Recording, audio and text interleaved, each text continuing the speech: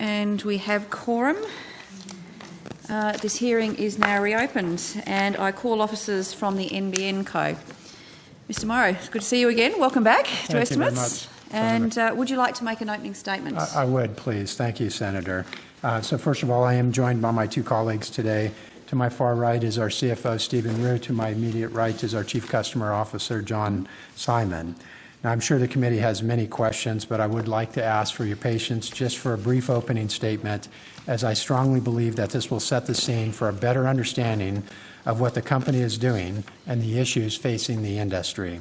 I'll start with the acknowledgement that we are entering a new phase of deploying, using, and leveraging broadband across a fully connected country.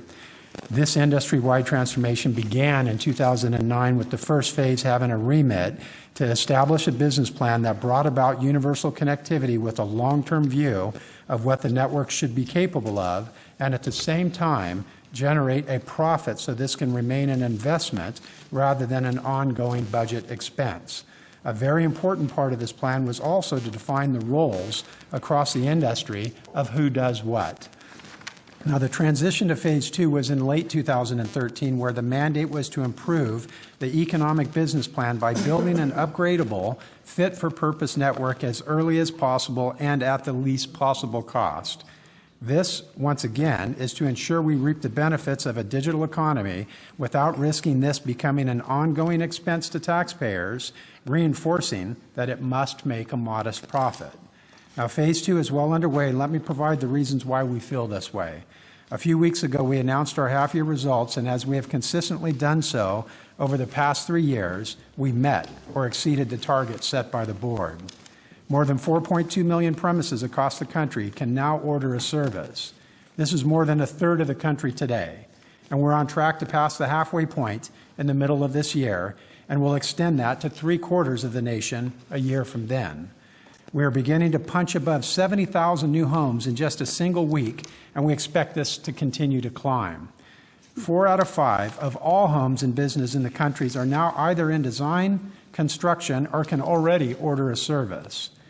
This accelerating pace is important, but equally so is keeping the cost per premise in line with expectation, and once again, we are either on or better than budget.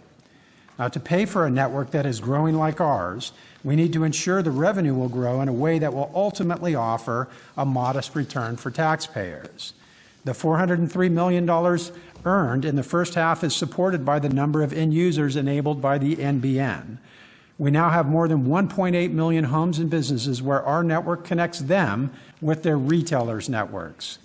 We are presently adding just under 6,000 new end users every day. That's close to 700 new premises connected to the NBN network every working hour. Now, regarding the network technology mix, I can report that we are making progress on every front. The early problems with FTTN service activation are largely behind us, and we are now making similar improvements in the more recently added technologies. Like all of the previously launched technologies, we have a period of time where issues or concerns are discovered and rectification is needed. Network adjustments, NBN process adjustments, and retailer process adjustments have had to be made in all cases, and this will continue as we move further up the maturity curve. Now remember, this is a monumental industry transformation. No one else on the planet has undertaken a challenge equal to the scope and complexity of what the collective industry is doing right now here in Australia. A collaborative partnership with many other companies is essential and will underpin every benefit that this undertaking promises. The 1.8 million existing end users and the accelerating pace every week means the absolute number of Australians who are now engaging with the nation's broadband transformation is higher than ever before, and we are still on the early part of this curve. And this is why I believe we're entering the third phase of this industry-wide transformation, a phase that needs a greater focus on consumers. To be clear, the end-user experience is important to every company involved in building, selling, and servicing this broadband internet access. We evaluate and analyze third-party independent surveys and our own internal metrics, and from this, I can report that the majority of the 1.8 million are happy with their broadband experience powered by NBN. This is whether it is having the service installed or using the network. End user satisfaction scores remain stable at around 7 out of 10, and the Net Promoter Score continues to be positive. Now, these scores are a reflection of both the service provider and NBN activities. For the very important minority who don't have a good experience, we try to understand the root cause so both NBN and the RSPs can make the necessary improvements. Now, while the percent dissatisfied is less than before, the absolute number grows with the higher volume of end users. The complaints to the TIO are a clear example of this. Most reports said that NBN's complaints increased by 120%, but not many of those reports mentioned that actually, as a proportion of end users, complaints had dropped by 12%. Now, this is despite us connecting more than twice the number of users compared to the year before. Now, further to the industry challenge, many people don't realize the government-owned NBN is only a small fraction of the end-to-end network that connects an end user to their internet content or the other end of the telephone. For example, in some cases, NBN is just the last 10 to 15 kilometers, but the retailers have a far greater stretch of network that must be invested in and maintained to support the user experience. Failure to do so is a reduction of speed. Packet dropouts are a call not going through. Now, adding to the confusion is the fact that the process of having the service turned on, or the speed observed, or even the reliability of the end-to-end network is both the work of a chosen retailer and NBN.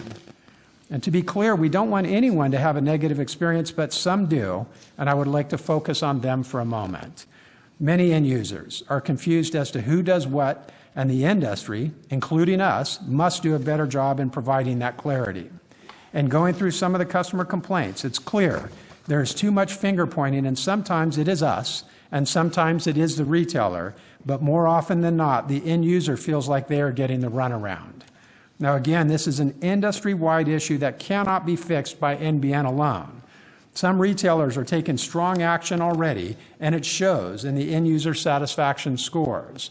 For example, we have one retailer with very high scores and another at the other end of the scale, and both are using the same portion of the NBN network and the same NBN process to activate a user. Now, this could be due to a number of factors that are in the hands of the retailer.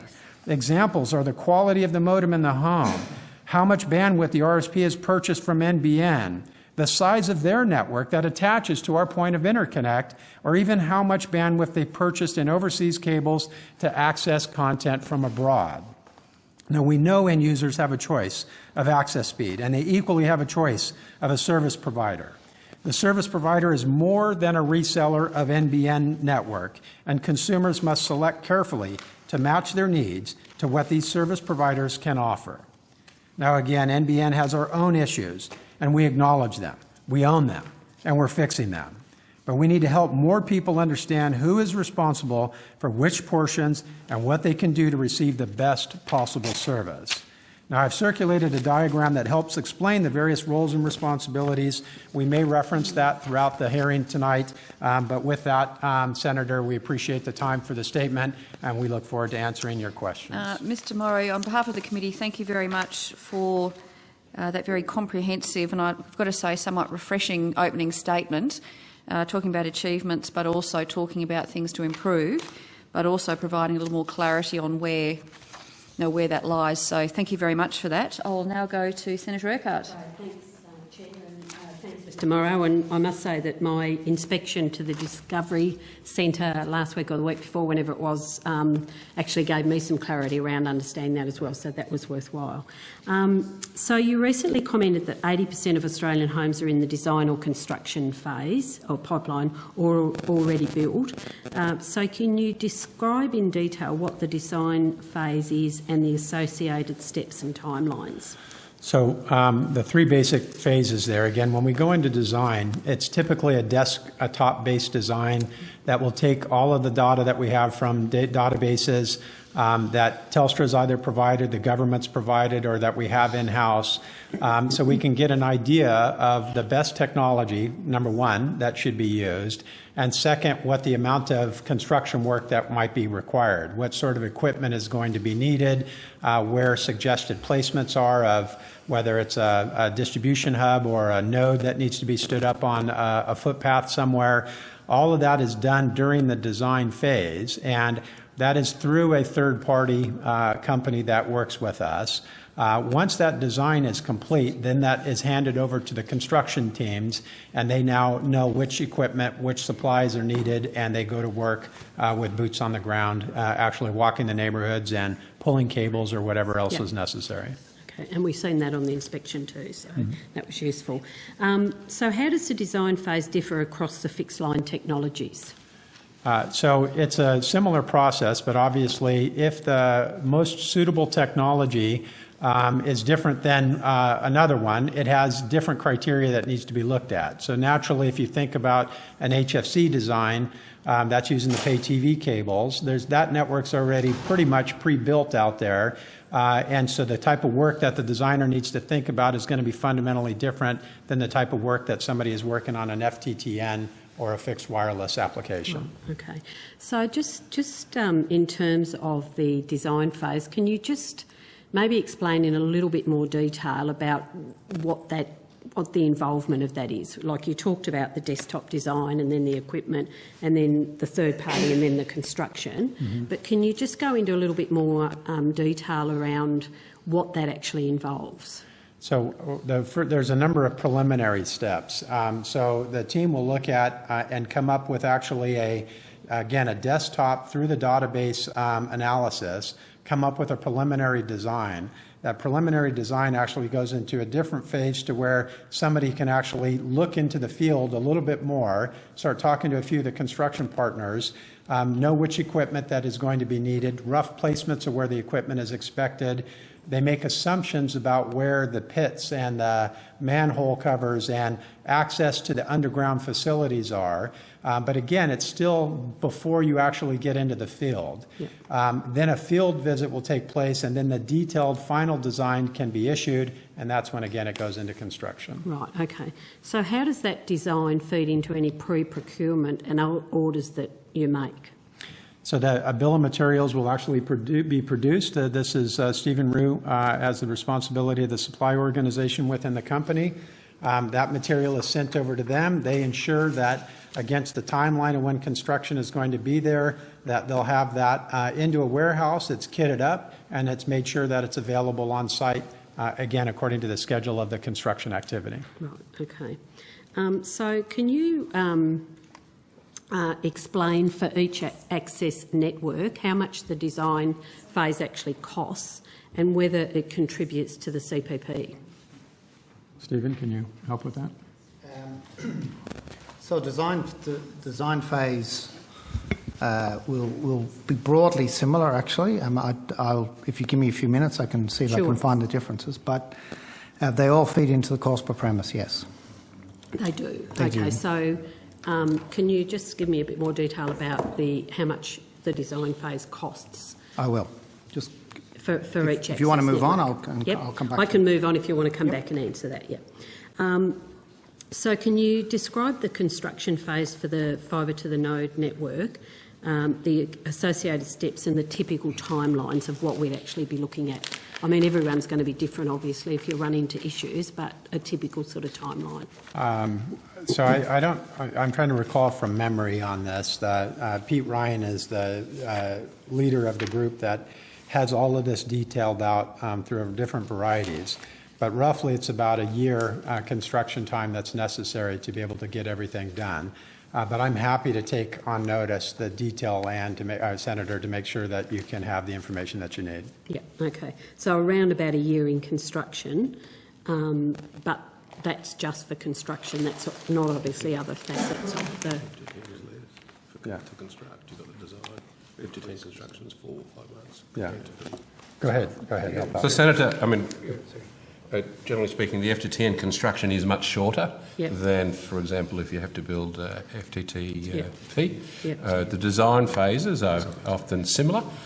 From memory, and we'll take it on notice, but it was, from memory, it was about 4 to 5 months for an average node FTTN construction, compared to, say, a P construction, which... So 4 to 5 months? Yeah, 4 to 5 months. Okay. And can you just step us through it? Mr Simon, I don't know whether you can do this, but can you just describe the construction phase at a high level, step by step? So what actually happens during that construction phase?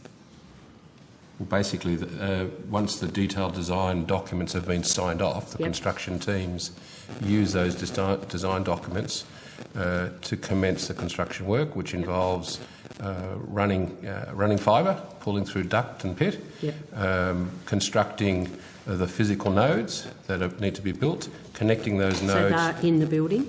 No, those nodes are stood. They can be in the building if it's a FTTB, so a DSLAM in the building. Those nodes that you see in the street are constructed. They require concrete plinths to be built, etc. And they also then need to be connected to the pillars. And the required amount of copper needs to be connected. And then once all that is connected up and electric power needs to be delivered to those nodes as well, they need to be energised. Once all that is complete, then we have what we call the asset transfer process, which is a process by which Telstra and us exchange data so we can load our systems, what we refer to as our physical network inventory, and at which point the construction and ready for service process is complete, and we can then declare an area ready for service. Okay, so that sequence would be the node, and then you power it. The node, the pillar, the power, and also the fibre down to the node also has to be run. Right. Okay, so that's the sequence of when it does. But the end-to-end, Senator, is always typically between 18 months and 2 years. And again, every neighbourhood's a little bit different. So what was the 4 to 5 months that you talked about? You talked specifically just to construct. Yes, but if you look at the total end-to-end, from the initial design, preliminary design, detailed design, construct, asset transfer, handover. It can be up to 9 months for a design. And the answer to your question is it's about $125 cost in the CPP, and it's basically the same for each technology. Yeah, okay. So I presume that about 80% is the proportion of the number of premises in 2020, so around 11.9 million, is that correct? It would be the premises currently today, which is, we believe, around 11.4, and this is a really important point, Senator.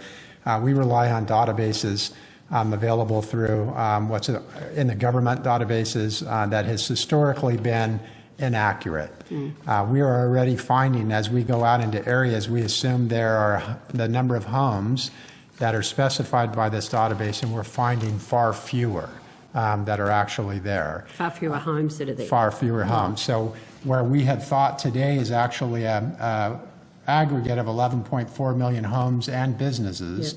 Our suspicion now is that it's less. Right. Do you know how many less? It's hard to say right now. We're going to actually do a little bit of analysis that will identify, and then we want to talk with the minister about this over the next 2 or 3 months of what we think actually the true number of homes are. But we can find 10 to 15% variance when we go into an area in terms of what the number was in the database versus what is actually there. So doesn't the corporate plan say that it's 11.9 million ready for service? By 2020, because you have new developments. These are new homes that are being built by developers. We see an average of about 120 to 140,000 new homes every year built in Australia. So we have to forecast out what that is. And that keeps fluctuating and changes as well. You know, we gather that data from another organization that is responsible for that. Okay, so does that mean that, given that there's around 4.2 million that have been passed, does that mean that there's about another 5.6 million premises that are in the pipeline? It's a total of a little over 9.5, I think, in total. I can get that number for you that we look at in this regard, and it is 9.5 million that are either in design, under construction, or already ready for service. Right, okay. And how many in the pipeline? Those are all in the pipeline. That's what I say. Design. Okay, as so soon as that you go into design, you 9.5 is enter what the you're pipe. calling in the will. pipeline. Okay. Not added up. It's 9.1 plus the satellite. So the 80%, does that refer to 11.4 million or 11.9 million? That should be looking at the 11.4. Yeah, okay. So that means that about 5.6 million are in the design and construction phase. You would have to subtract out the 4.2, that's correct, yes. Yeah, okay. So you talked about in your opening statement, you said about 700 every hour and 6,000 every day as the rollout. So as that hits scale, how many premises are in construction at any one time? Well, so that is on the activations, what we're seeing on actual making the homes available for the retailers to sell into. We're having weeks now where we've punched above 70,000 in a single week. The average is probably right around 60,000 right now a week. So if you want to look at that, again, that's what we say. On average, we can do about 250 a month today. That is climbing. The team at NBN is just killing it in terms of the productivity increases. We're going to see a bump up of that come the May, June timeframe. And again, if we do everything right here, by the middle of the year, we're going to be on a run rate that is going to carry us through to make sure that we complete the network build on time and on schedule by the year 2020. Right, okay. So just that 5.6 million, is that actually what's currently under construction? No, that would be design and construction. Design and construction. Are you able to can you break that in, can you tell me how many in design and how many are in construction from that? We don't have that detail at the moment. I'm happy to be able to pull that back and send that to you on notice. If you could do that, that would be... are you able to get that tonight, Mr. I might be able to. Okay, that'd be great. Thank you. What are the contractual commitments involved in the design phase? I'm sorry? What are the contractual commitments involved with the design phase, and then how do you link them into the construction phase? So contractual commitments, I'm not sure what you mean by that. So we have delivery partners that we have contracted with to be able to do our designs, and we use a variety of companies, several companies. And in that contract with that company, it specifies what the rates would be, what the service quality is expected to be, what the volumes that we're anticipating them to actually produce. But from a contractual point of view, I'm not sure. Eventually it gets to the point where Stephen's buying the supplies, and therefore there's a degree of obligation, but I'm not sure, Senator, if that answers your question. Look, it'll do for now. I'll put some on notice later, and if we need a bit more information, I'd like that. I guess... if you haven't got the exact number for that 5.6 million, are you able to give me a rough estimate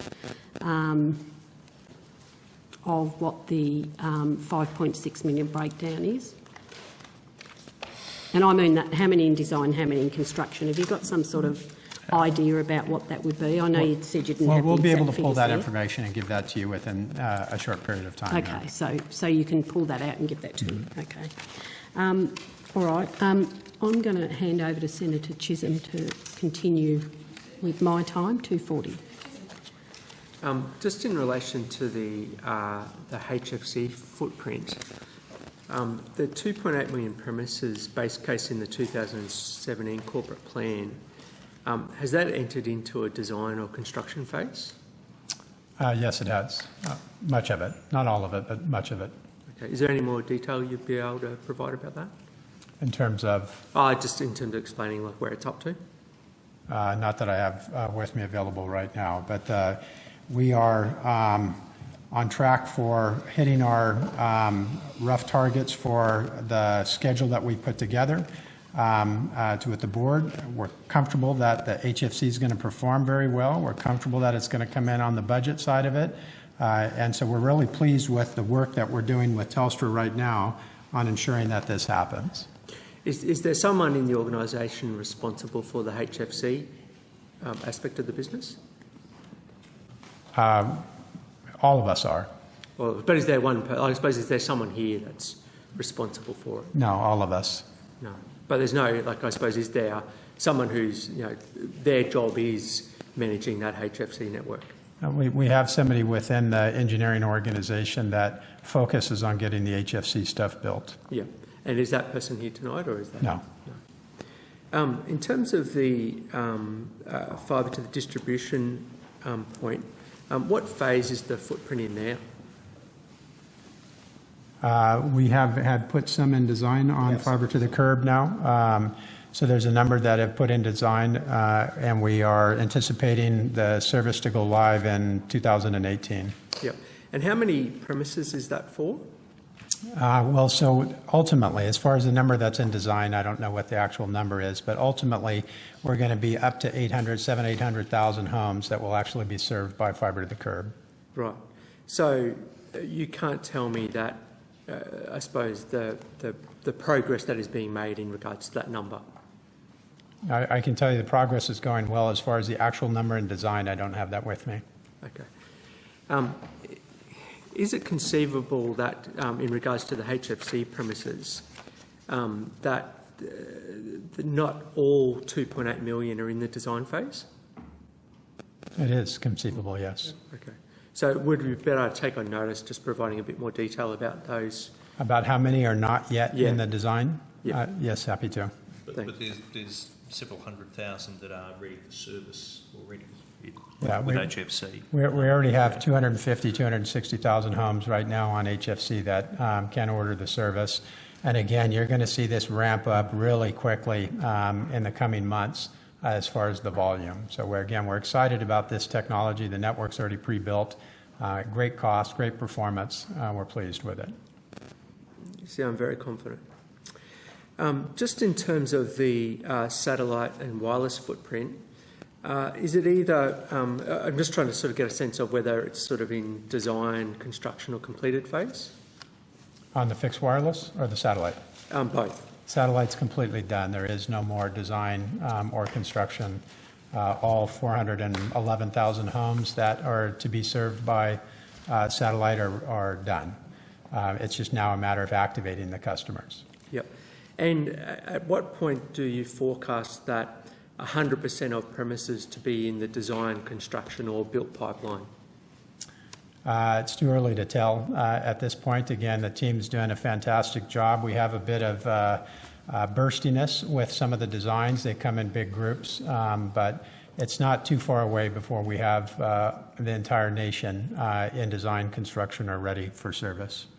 So I suppose I'm just trying to sort of get a sense of, you know, what percentage we're talking here that sort of aren't in that phase. 20%. 20%. Yes. Okay. So just in terms of that 20%, what are the sort of, what's the composition of that 20%? I'm not sure I understand your question, Senator. What footprints would they be in Which technology would we be deploying? It's going to be a mixture. It'll be a combination of HFC, FTTN, fixed wireless, and FTTC. Thank you very much. Senator Griff. Thank you, through the Chair. Mr. Morrow, everybody else's sentiments, I think you're doing a fantastic job managing to get 70,000 through on the frequency that you are now. It's quite an incredible undertaking, and I appreciate that it's not easy on many fronts, dealing with so many contractors and others associated with it, and I'll no doubt have a couple of things to say about that in the coming minutes.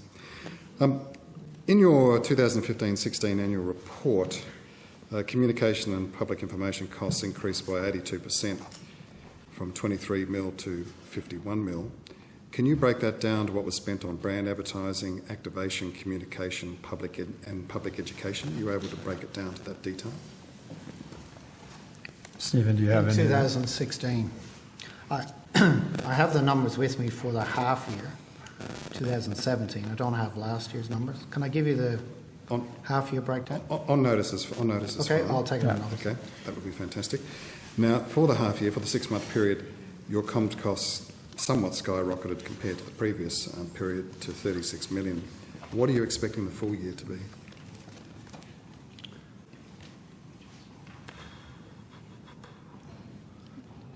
Around about 80, I think. No. It's under that. It's between 70 and 80 million, so 70 and 80 million, so that's up from 51 in the previous year. Okay. And what proportion of that expenditure is likely to be spent on the Gen NBN campaign? It would be pretty small then, 4 or 5. Yeah. 4 or 5 million. 4 or 5? The majority of our spend, just to be clear, deals with communicating to households that the NBN is going to be ready, and then during the 18-month migration window, updating them of the need to move, including disconnection messages, and then also, so a large part, probably 50% of the spend relates to that. Which were those items that I mentioned will come on notice so we can see the breakdown of that, which would be fantastic. What actually is the purpose of the Gen NBN campaign? To be able to illustrate the value of what NBN can bring to a household. So this is something that stimulates a take-up rate. The earlier the take-up of our services, the earlier the revenue, and the more revenue that the company can create, and therefore the more profit that is served back on the business and the taxpayer. I mean, it's a typical kind of branding campaign. It's not so much about NBN as a brand, it's more about the use that you can have if you have broadband into your home. It focuses on different use types. Clearly, in any product take-up, you get early adopters. What's important for NBN is that we manage that adoption curve throughout the 18 months, because we don't want a situation where there's a large tail of users, potential users that haven't connected. That makes it very difficult logistics to have the field force ready to do that connection. So smoothing out the take-up, bringing forward the take-up, all helps drive the appropriate commercial returns. But it does talk to a lot of the people who are, we can clearly see a large part of the market does recognise the need for faster broadband, the other half aren't sure, and so this tries to communicate to them about the benefits of what faster broadband But shouldn't that be the role of the RSP? Because the end user's more than contract happy is with the RSP rather than you. And I contend that, in fact, even your opening statement, and I'll quote, many people don't realise the government-owned NBN is only a small fraction of the end-to-end network that connects and so forth. And many end users are confused as to who does what in the industry, and running a campaign that is effectively a retail campaign adds to that confusion. And I think that's what's actually happening also with people that are contacting our respective offices, confused as to who is responsible for what, because you're really running the brand campaign that retail service providers should be running. We're very clear on all the communications. The TV advertising supports all our DM, all our marketing, which makes it very clear that we're a wholesaler. They've got to contact our RSPs. Our website does that. In fact, we pass leads from them. In fact, often passing 10 or 15,000 leads a week through to them. Yes, we do, and very happy for RSPs to also talk about the advantages of faster broadband, but in reality, a lot of the RSPs aren't. And that's just a fact. So if you look at the RSPs that are talking about speed, they're not talking about speed. They're not talking about faster broadband. And end users need to understand that they've got a choice, that they have to make choice of plans, speed plans. It's important. They can't just default to the lower speed, and that there are benefits there. Okay. But definitely, I mean, going back to Gen NBN, there's no mention whatsoever in your TV ad about you being a wholesaler. It's all aspirational. It's all part of an integrated campaign. We don't just advertise on TV. We have the TV supported by online, by DM, by our website. We also then work closely with our RSPs who then support marketing into programs on the back of that. So it is a totally integrated program.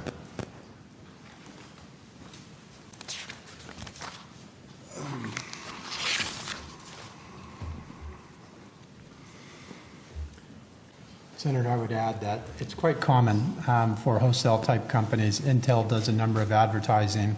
It actually stimulates the market for consumers to actually say, boy, I'd like to have Intel processors within my computers or devices. It's not uncommon. There's lots of different examples of wholesalers being able to do this to stimulate the market. We actually can see that there is a return on this. The brand image, the attractiveness, and of course the desire to take up the services sooner make the amount of spend. And it's less than $10 million. We'll take it on notice with the actual amount, but it is less than $10 million, and it's a well worth investment. Okay. I mean, certainly in my electoral office, and I would suggest with a lot of the senators here, you know, we get a number of calls from constituents, particularly the elderly, who are confused by the notification materials that they receive, and really, in particular, what's going to happen to their landline.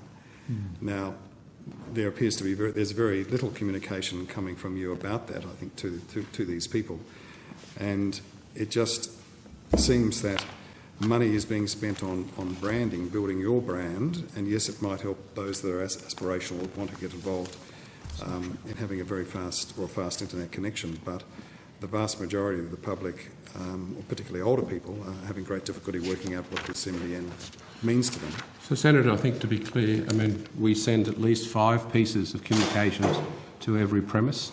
In those pieces of communications, we clearly outline the need to switch. We clearly talk about the service, and we also talk about what they should do in case of having emergency services, medical alarms, etc. So, to say that we are not communicating to premises, I would disagree to that totally. Well, just actually on the medical one, the last estimates I asked about your call centre number, saying again for elderly and those who weren't internet savvy, very hard to find it, virtually impossible to find it on your website. And the response that I received to the question on notice was that the number, 1800 686 627, can be found prominently on the medical alarm page. Not on the main page, but on the medical alarm page. Now, is this the medical alarm page that you're referring to? John. So Senator, the main page actually has a section about what to do, and when you click on that, it takes you to medical alarms. And you fill out a web form. Sorry? And you fill out a web form. But the number is in there. Yes, it is, Senator. After you had said that, I went in to double check as well. I found the number straight up.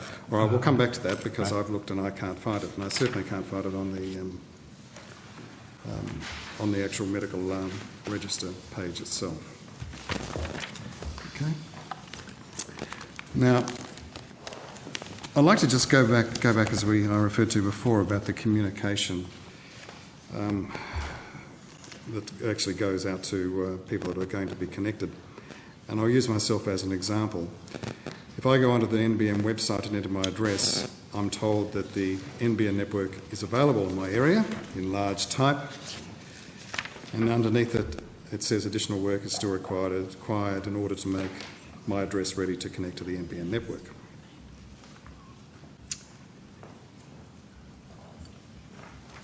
If I go on to, if I put my address in for IINet, it tells me the product is not available at my address. Telstra, it tells me it isn't available yet, but I can get a head start. TPG tells me, go for it, now available, sign up now. That's exactly the point I was making in the opening statement, Senator. This is far more than just NBN. Our website, we can say when we can declare that area ready for service, we can't control what the retailers say. They may be relying on other data. They may be relying on our own database. They may have a pointer that goes right to the same query that you can do on NBN. But because we have no control over what the retailer does, it's out of our hands. But shouldn't your site actually state exactly what the position is? We do. That's why. But why does it then allow you to go and then click to then go off and have a look at a selection of retailers if the service isn't It's available? a retailer decision. It isn't ours. We make it available. We have communications constantly with the retailers as far as when they can expect construction to begin, when the RFS date is scheduled to occur, and of course, as it is on our website available today. If they choose to use it, fantastic. If they choose not to, that's okay too. That's up to them and the way that they're going to represent themselves to the end user. But that is that you are pushing that in effect because you're saying view providers in your area when it's even not available. No, we explain on our website when the ready for service date is. But in my case, I'm not ready for service. Well, I'm still able Are you to. sure? Have you recently checked the update that you've done? 2 days ago. Well, so It's been like this for about 4 months with me. It's been changed. Can you do it now? Again, I'll have a look at that. It's there. Again, I'll have a look. remember, we just announced this, but So we updated the database in there as we said that we would do. Okay.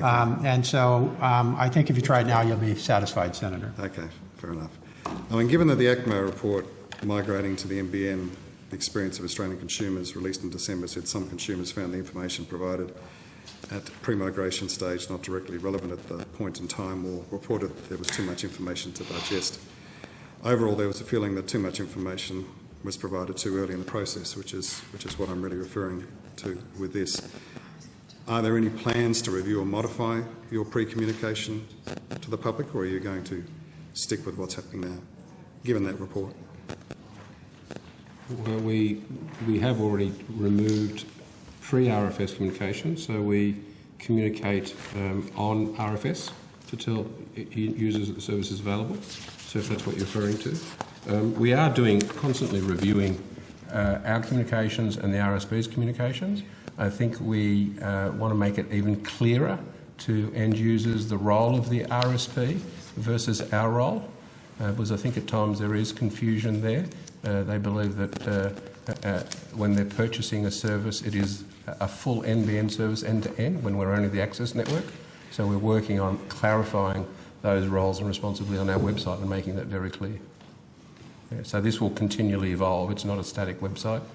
Just like we've updated the search capability to check your address, we'll also continue to update the roles and responsibility. And the other part we want to put in there is a more dynamic ability for users to better understand the things that can impact their speed performance, because the other area that end users get concerned about is they might not be achieving the speeds that they believe they should be achieving. And clearly there's three areas that have control there. One is their own end environment with their Wi-Fi modem and their own devices. The other one is us, the NBN network, and then also the other component is with the RSP, who provide the backhaul, the transit and the CVC. So making that clearer and being able to arm them with the right questions is another part of the evolution. How far away are you from being able to enable an end user to be able to determine the speed that's happening within your part of the network versus an RSP's part of the network? We're working on that right now, because this third phase that I referred to in the opening statement, Senator, it is really important because we are just one link in a long chain of the network. We have commissioned our technical team to find a solution to where first we can actually isolate it and test it, and second that our RSP can isolate it and test it. And our ultimate vision is that it'll be in the hands of the consumer for them to also look to see if the problem is on the NBN company network, or if it is related to one of their retailers, or if it's related to even their home network with Wi-Fi interference or a faulty modem, or even the equipment that they're using to surf the net. This is going to take a while. We couldn't give you a date right now. We see a couple of kind of interim solutions to be able to look at this. This is why we're very pleased with what the government has done to push the ACCC to say, let's get out and get some monitoring. Let's invest in this to where we can actually have greater visibility. And I imagine Telstra has planned to, for commercial advantage, to go out and start publishing what's happening within their side of things. Will probably hopefully push some others to. Telstra endorsed this notion of let's get greater visibility out there, and I think all of the retailers are supportive of this. Naturally, the industry wants to be sure it's done in the right way to where false information is not given, and we support that. Okay. Right, just two or three extra questions, Chair. That's fine at this point. 5 minutes. 5 minutes, great. I don't feel you have to use it. I will use it. I'd like to refer back to the estimates response in October last year to some of the HFC installs, which I consider to be not done very well in Adelaide. And your response to my question 4, which I'm not sure whether you have that there, I have it here, indicates that the examples I tabled were not acceptable, and that any instances like that were identified via an audit would be corrected. Is that correct? I'm not sure whether you have it. Stephen, do you see that in the response? That's question number 153. It sounds reasonable, Senator, that if there's a problem out there that we correct it and fix it. Yes, it says that where an audit shows an installation is not done correctly, will be corrected. Absolutely, yes. Right, okay. Now, your response to my question 2 stated that contractors are required to perform sample audits of their own. Are you saying that contractors are effectively required to audit themselves? No, we're talking about the companies. head So contractor, just in the management ranks, the management would do the periodic audits of the actual technicians doing the physical work. Okay. Now, looking at your residential preparation and installation guide, the guide specifically states the placement of a surface mount leading conduit in relation to a PCD and NTD needs to provide a degree of protection to ensure boxes and cables are secure and protected from accidental or deliberate damage and so forth, which was what I was referring to back in October, and I think I did send you some pictures of this. I have many more examples of similar instances, in fact even one in a Westpac bank near my office, of which the HFC cable is exposed to this extent and it's all just this high from the ground. So effectively somebody could just go and snip and effectively take out that bank. This isn't just one example, there are many examples of this that I've noted in Adelaide. Perhaps it might be just an issue in a couple of areas, or it might be a wholesale issue. But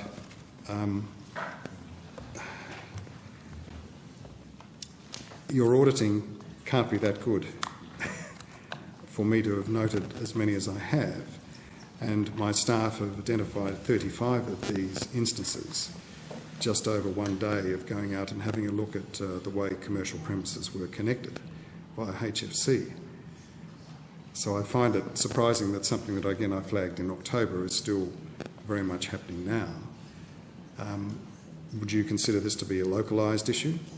Well, Senator, I'm not sure exactly the specifics of what you're referring to. When you talk about a cable that doesn't have protection from somebody snipping it, that's not something that we do. This isn't built for a secure sort of bank. The cable itself, we want to make sure it's safe and that no one can have any kind of electrical signal jolt or any kind of effect from that point of view. We want to make sure that it's protected from inclement weather to be sure that it stays up and running. But as far as security of somebody coming up and being able to snip it, that's not necessarily. But in those instances, nobody could snip a Telstra cable, for instance, because they're fully enclosed in conduit all the way up the wall and the box, high up. But NBN is about this high off the ground with about that much of the cable coming out of the conduit with no other conduit around it. So it's very easy for someone. So you're saying that's an acceptable installation for someone to... It sounds like it. I wouldn't know unless I saw the details specifically. But again, there's cable running all over everybody's house and the way the telecom network has been constructed in the past. It was never meant to protect somebody from doing criminal damage of going up and vandalizing a home. That wasn't the intent. It's always there to protect from a safety point of view, but from a vandalism point of view, that's not within the remit, no. Well, I would suggest that something this high off the ground, that outside of a bank, fully exposed, is not a good practice. We'd be happy to take a look at it, Senator, so we know what we're talking about the same thing. But banks, Senator, I think there's a difference between whether a standard's been followed and the quality of that build and the location. If the bank will run its own security controls for a branch, they will do that as part of the network determination, whether that's essential service, critical service, whether it needs high security. So I'm not clear when you talk about the conduit. If the conduit isn't, if there's no conduit there or there's naked cable, then I agree that would not be according to the standard. But the discussion as to the position of that PCD. There are many different types of PCDs that can be located and accessible by the community today. It's impossible to make them secure. So that has to be specifically done at the request of the end user. Okay. So how many incorrect installations have you had to repair or correct in 2015-16? We'd have to take that on notice, Senator. Okay.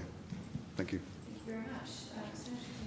Thank you, Chair. I want to ask you a couple of questions about Sky Muster and also about your retail service providers. And I might start with the retail service providers, just following on from Senator Griff's questions. Can I preface that by saying that I'm also on the Joint Committee, and the trip to the Discovery Centre was possibly the most invaluable thing that I have done. Thank you, Senator. In association with the NBN. And your presentation that day, Mr. Morrow, was fantastic.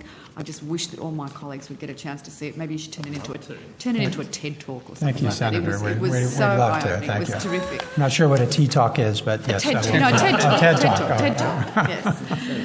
No, it was terrific. I'm interested in your relationship with the retail service providers. Obviously, there are some very well-known organisations there that are very reputable, and there are also some smaller ones that perhaps are slightly more out of left field.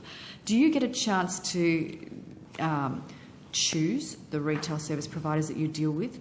No, that's not part of it. By the nature, as I said in the opening statement, that is the document that's in front of you there. The phase one of the design of NBN back in 2009 was actually to define the roles across the industry, and they made it very clear NBN's not allowed to determine who can resell the service. That is really an independent. We cannot discriminate. They sign an agreement with us, and they have the same rights and access to everybody, as everybody does. Because obviously there's security checks and credit checks. We do that. Yes. And they must onboard, so they go through a technical onboarding process. So to the extent, if they can't meet the technical onboarding, then clearly we don't let them sell. But apart from that technical onboarding, we don't have the right. It's not up to us. Yes. We're a wholesaler and with non-discrimination obligations. I get a sense that there has been a level of sort of reputational risk that you guys are under because of those retail service providers, that occasionally if you have a problem with your internet service, yes, you ring the retail service provider and you say, I've got a problem here, and they say, oh, it's an NBN problem. And the problem is, and you've got no recourse. No recourse, no. Because you're not allowed to deal with that end user. Correct. So how are you then sort of transforming the relationships that you have with the retail service providers to prevent this happening in the future, or to address the situation? Yeah. So, Senator, there's three levels that we're working on. I think your comment is absolutely right. We do run weekly and monthly end user satisfaction scores, and the scores that Mr. Morrow talked about reflects the industry's NPS scores, which includes us and the RSPs.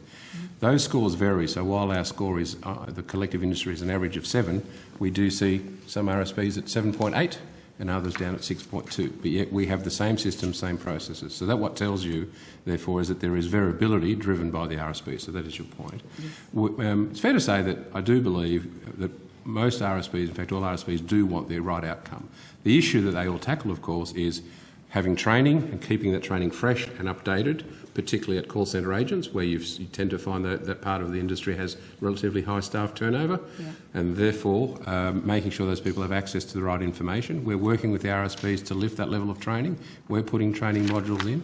As I mentioned before to Senator Griff, we will be making a lot stronger statement and making it a lot clearer on our website as to our role versus the role of the RSPs. Mr. Morrow mentioned that we are working on also providing some tools and diagnostic that will help identify better analysis of speed-related issues. So it's a combination of better education, but also working more clearly with those RSPs. The other thing that we support wholeheartedly is the recent ACCC position, where they've outlined that clearly just talking about headline speeds in the industry isn't enough, because we all know the headline speed is what something peaks at, but it's not necessarily the average experience that an end user has. So I think when there's better clarity, that will help educate the users, and then also the monitoring and the ongoing monitoring of that capability will also help. So those three pieces, we believe, will make a big difference. On the day that we were at the Discovery Centres, I found that diagram was possibly the most useful piece of information that you could have provided. Look at that. You saw that? No, it's not a consistent ruling. Sorry, you can refer to it. It was a document that you had tabled. Yes. But I found it very interesting that, that of all the things that could go wrong on the chain, it could be that the end user has an outdated modem. Yep. It could be that they're trying to download something from a server in California that was overloaded. There are so many things along the continuum that could potentially go wrong that affect internet speeds, and yet the blame seems to come constantly back to NBN, and that does seem somewhat unfair. Yep. Can I ask you about the Cvc pricing model that you have instituted in order to address the issues of I might have my terminology wrong here, the bandwidth aspect, what people are actually purchasing, and making sure that the retail service providers have some flexibility in what it is that they're offering their consumers. Yeah, so the recent pricing change we made was to institute what we refer to as the Cvc pricing. We refer to it as dimension-based discounting, so by RSP. So as the RSP's user base consumes more, the RSP should also expand their CVC purchase or their network dimensioning to ensure that the right experience is delivered. Our price points decrease, so the unit price as RSP purchase more units of CVC goes down. And that's to reflect that we also believe that ongoing growth in usage by end users. So it's to make sure that there is a long-term economic sustainable model for both us and the RSPs, and also the right customer end user experience is there, so that we don't see, or hopefully should not see, choking at the interface between our network and where the RSP's network takes over. And has that pricing model been well accepted by the retail service providers? I would characterise it saying the majority of the RSPs believe it's heading in the right direction. Like all commercial organisations, they would probably like to see bigger discounts or bigger price drops, but we need to manage the objectives that we've all got, both as a wholesaler and a retailer, and also importantly for the end user. And can that model evolve in the future? We're not stopping there. So right. We do see, we are going to explore additional options. The model that we have is the model that was originally put into the NBN from the onset. We've been busy rolling out lots of new networks and products, and we will be reviewing whether the ongoing industry growth in data usage, which we do assume will continue, whether there are some better methodologies and better pricing schemes to put in place. And we're going to explore that this year, and we'll go back to our customers, the RSPs, and have that consultation with them. But we do think there are other options available.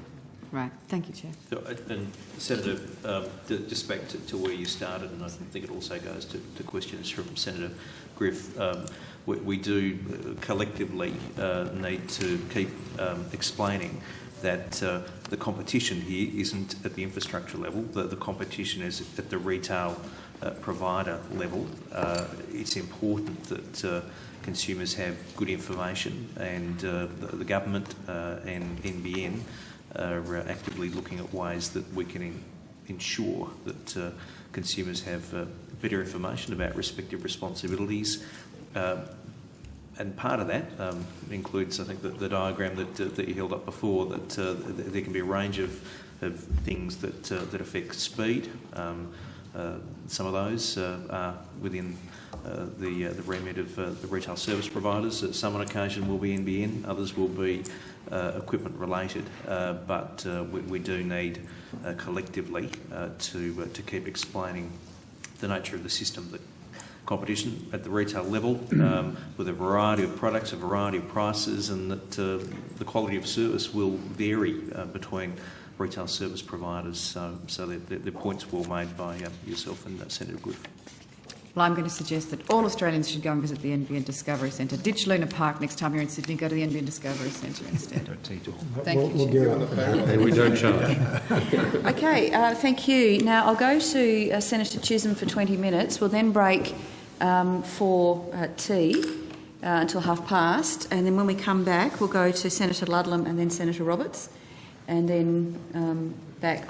We'll have about another 10 minutes, but that's all. So. Could I answer Senator Urquhart's question that Please. you had asked for the number of homes that are in design and construction? 3.2 million are in design, 2.1 million are in construction, but of that 2.1, 600,000 have actually had the physical work complete, and it's standing by ready for some other internal stuff that we do before it's made ready for service. So. Thank you. Mr. Morrow, I was just interested in if you could run through the elements of deploying new network technology. So, for example, when the NBN Co embarked on introducing HFC into the mix, what must you put in place before you can begin upgrading and connecting customers? It depends on the technology, but in the HFC case, obviously we first needed an agreement with Telstra, who had presently or previously owned that network. And then we need to establish contracts and agreements with companies that have the capability to put those designs together, and then further those that can go out and make the modifications to the network to bring it up to the standard that NBN wants to offer. So on that, Senator, what we do is we essentially go out to this network that's already been pre-built. We update the electronics that are in the exchange. We update the electronics that will be in the home. This is what we refer to as our network terminating device, or NTD, that's in the house. We look at the number of homes that actually share the coaxial cable. That's the pay TV cable that runs down the street in front of the house. And therefore, how many homes should we put on that network to share that bandwidth, and how many fibers are necessary to make that division to where that quality of service is always up to par. We also look to see if there are enough lead-ins, taps, to be able to go from the street to the home itself. And once all of this is done, then we declare that area essentially ready for service, and then the retailers start sending the orders in to the team, and the activation crew then heads out to finish the installation. So just in terms of your experience in rolling out networks overseas, what are some of the biggest hurdles that you have to overcome? Well, so typically, first and foremost, it's cost. And civil works are obviously the most difficult, because when it involves trenching or pulling cables, clearing ducts that typically get clogged over time, that's the most time-consuming and typically the most cost-draining component of building networks. You have to make sure you're complying with local planning standards, and everybody has different plans. Even here in Australia, as we go out, there's a lot of different requirements that we try to accommodate the local councils on. And from that point, it's just making sure that the technology works according to the manufacturer's design and specifications. So just come back to something I sort of touched on before, and I'm just want to sort of push this a bit.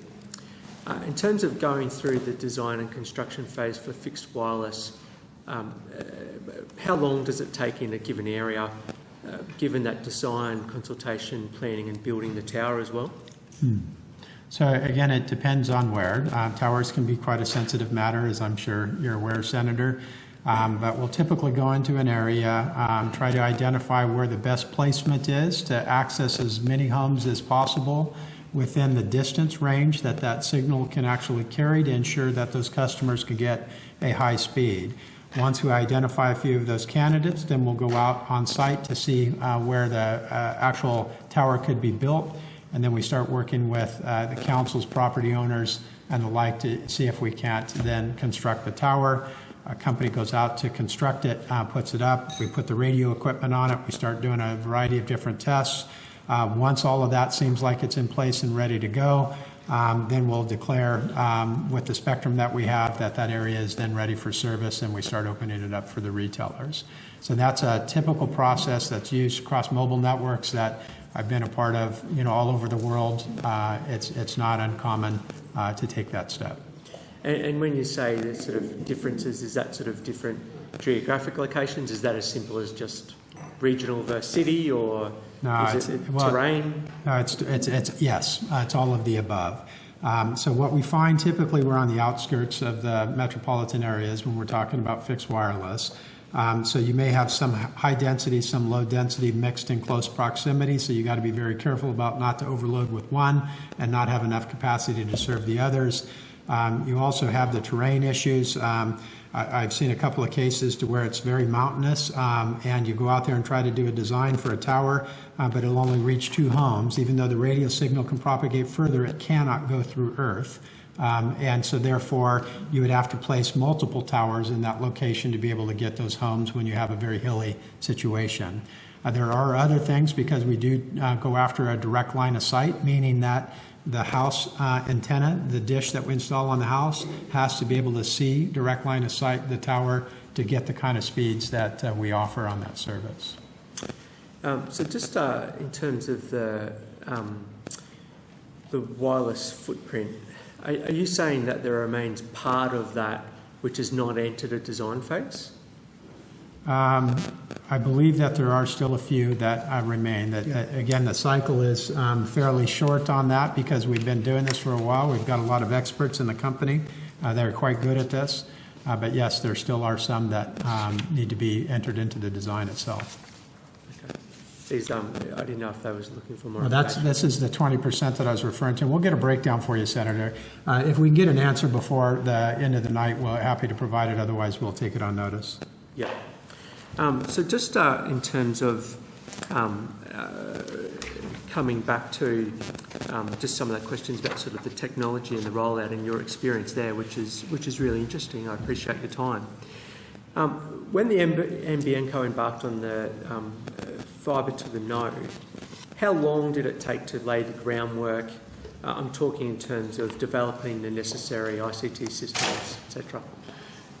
So there's lots of different things that had to be done. From an IT point of view, you have to build into the inventory system and recognize the various pieces of equipment according to the geography that it's going to be put in. So there was a considerable amount of IT work that was done.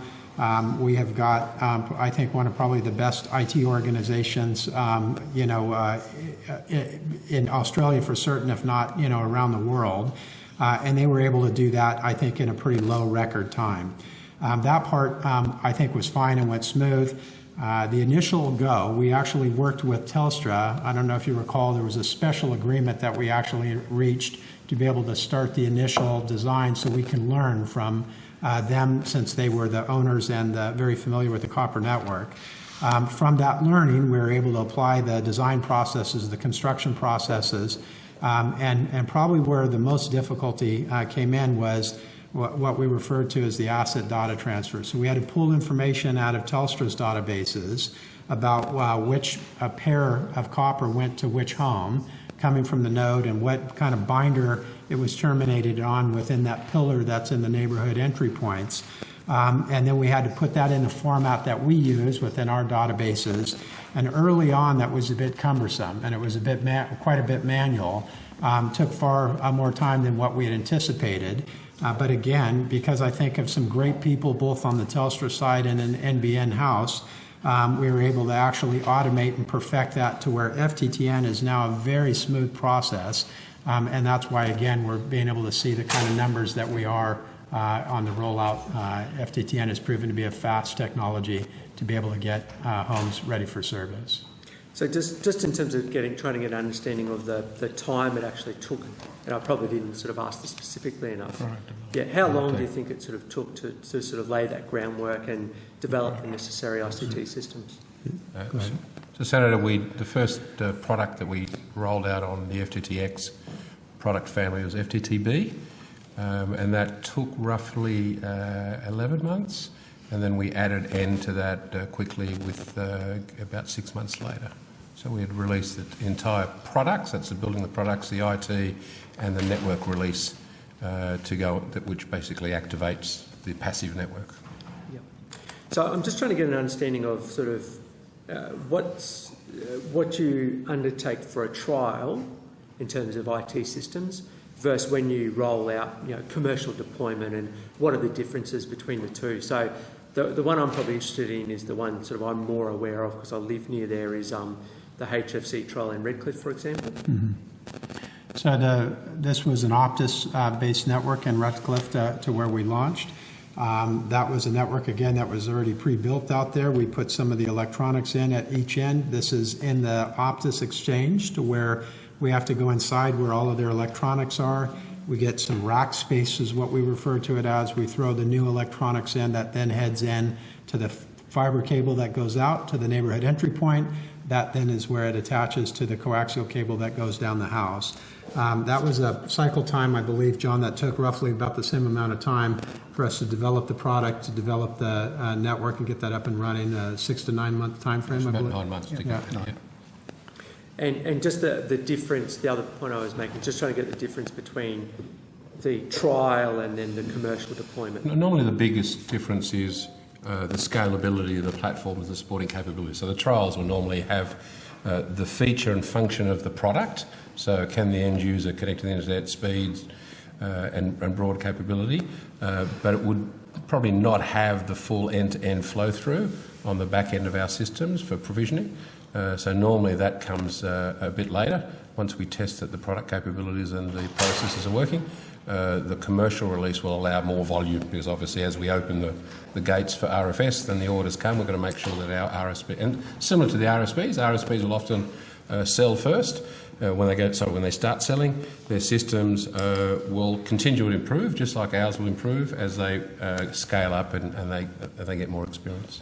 And are these NBN's own IT systems, or are these? They are. No, they're NBN owned. Yeah. We have third-party help that helps us construct it, but they're owned and maintained by us. Yep. Senator, you had asked a question on fixed wireless of how many were left to be designed. So the total footprint's going to be north of 600,000. We have 550,000 that are already in design construction or ready to go. So there's 50 to 100,000, I would call it, that sort of range, that have yet to start design.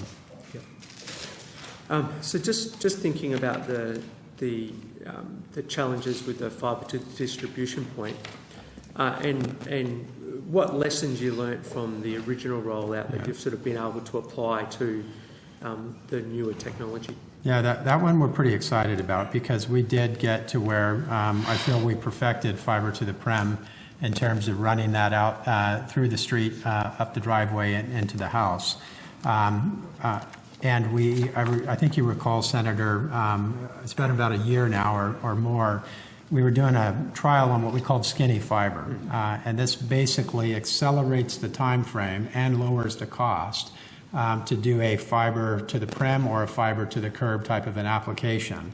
So the fact that we already have experience there on rolling fiber through a neighborhood, and the fact that that trial now has been matured and we're quite confident with that sort of fiber approach, now it's a matter of just actually installing the electronics that go inside the pit that's in the footpath in front of your home, and actually tapping into that copper pair that goes up. So we're confident in terms of the capability. We're confident in terms of our internal capability to be able to roll this out at a scale. The issue is, quite frankly, if we can get that at a lower cost, then we'll see ourselves even doing more of that than FTTN. I'm excited. I do think that even with the up to 700,000 or 800,000 that I mentioned, our teams are pushing hard to see if we can't do more of that. But again, we're trying to get this built as fast as we can at the least possible cost. And when we have that kind of breakthrough on it, we're going in and replacing some of that the fiber to the node stuff. And in this case, also some of the HFC.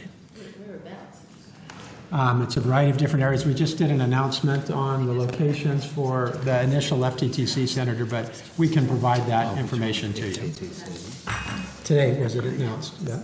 Yeah. So it was announced this morning of the initial round of where FTTC will be delivered. Okay. Have you got that release? I don't have. We can get it to you straight away. Yep. And I'm just interested in a similar question as before, but about the new technology in terms of fibre to distribution point, about sort of what you learnt from the different ICT systems and rollouts, and how you've been able to apply that to the newer technology. Again, fortunately, because we've already been doing fibre to the prem, the IT systems that support that, we can leverage a large piece of that. The IT systems need to be able to take this DPU, the distribution point unit that goes into the pit. They have to build that into the inventory systems to be able to code that. Our teams didn't feel that was a constraint at all. Again, I think they've gotten quite good at this, and therefore that is not a limitation or something that is slowing us down. We do have a process that we follow with the retailers that John Simon takes them through that includes a lot of consultation and input on the product design, how it's actually going to be sold, what it means, what it looks like, what are the speeds that we'll get from that. That process is underway as we speak. The engineering teams are looking about how to refine this. We know we want to hit scale. And then there's a unique element of this about when you come in to do the cutover. So, we have this 18-month window from the time we declare RFS to when Telstra shuts off their copper. Well, because we're using that copper that's running up to the house, the order has to be simultaneous with a switch. Well, we don't want to dispatch a truck and a technician every single time, so we're devising ways that where we can pre-wire it. As soon as the customer actually plugs in the new modem, it sends a signal down and flops it over and switches it right onto the new fiber to the curb technology. So these sorts of developments are in train and are going to make this, again, a smoother experience for the end user, for the retailer, and again, be cost efficient for us. Is that the self-install process that you just detailed there, or is that different? Well, that could be related to part of it, yes, Senator. So if we do this the way that the designers are looking at this right now, it'll be transparent to you as a homeowner.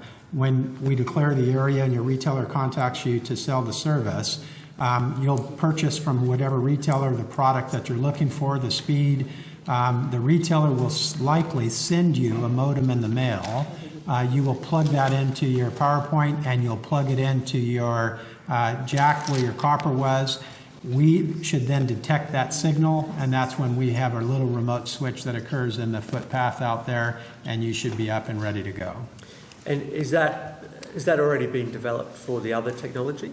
No, this one is unique. All of them are unique just because of the, again, unique characteristics of the technology, but this sort of approach is unique to FTTC. Just in regards to the Optus HFC network, which we understand we know has been abandoned. If you hadn't abandoned it, would you have deployed fibre to the distribution point to those locations? No, the intent was originally to use the HFC of the Optus network. And remember, whether it's Telstra or Optus, not every street, not every home is connected to these pay TV networks. So it really means a mix. So mostly you use the HFC, but we still might have to use a bit of fiber to the node. So we had a plan to have our proportion within that. It was about 450,000 premises that kind of surrounded that Optus footprint. And it was going to be a mix of those two technologies that we were going to use. But what we found with the advancements that we saw in fiber to the curb and the improvements that the team were making against the information and the knowledge that we were gaining about that HFC network, we made the switch and said we're just going to go all of it with fiber to the curb. Senator Chisholm, just 2 more minutes before the break. And it does help us, Senator, too. This is unique because we wanted to have a complete area that was nothing more than fiber to the curb, because we want to study this as well to see if there's other benefits that we can get from a scale point of view. Again, the government's mandate that we have that Senator Fifield's quite adamant on is be technology agnostic, go out there and get the best technology that you can, and stay on budget and on schedule. And with that remit, it gives us flexibility to do these sorts of things. So that's why the team's energized to go out and we get quite excited. We think there's newer technology even coming down the road with looking at 5G. Maybe 5G will have an application in terms of kind of the lead in on a wireless level rather than having to dig up somebody's yard or use the copper that's there. And so we're always looking for new opportunities, and I think fiber to the curb is a really good example of saying we are technology agnostic and we're not hung on any particular technology. Sorry. Did you finish? No, I was going to answer Senator O'Neill's question on the location, if you're okay. You can get that in a minute. We've got time. Thanks. Yep. So just in terms of the first non-trial of the fibre to distribution point, when will that begin?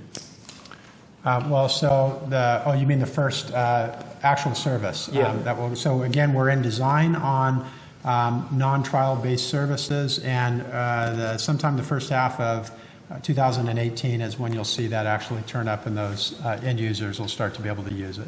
And the construction will start? No, it'll go ready for service in 2018. And construction will start? Construction will start, I think it's beginning of next year, is it? Or late this year? End of this year. Yeah. End of this year. Yeah. And will the IT and back-end management systems, when will they be ready? They're almost ready now, because again, it wasn't that major for the team to do it, and the IT team has done something very unique here of perfecting the process to make this sort of introduction far easier than it's ever been. We're really proud of what they've done, and we think it helps us if new technology comes down. Our IT systems actually will help us enable that quite quickly. But we also have to work with our retail service provider. So we issue specifications. Those specifications give them, they then take them to modify their systems. But as Mr. Morrow said, we expect to be in market selling and making the services available through our RSPs in the first half of 2018. Okay, it being 9:20, we now suspended for 10 minutes for a tea break, and we'll resume at past with Senator Ludlam. Could I just provide a bit of information, Chair, so I can close out on this, or on terms of the question? We'll do that when you come back. Okay, yes, of course. People need, I think, enough time to go have a quick comfort break and then come back and do that. Thank you. And we'll hand over to Senator Ludlam.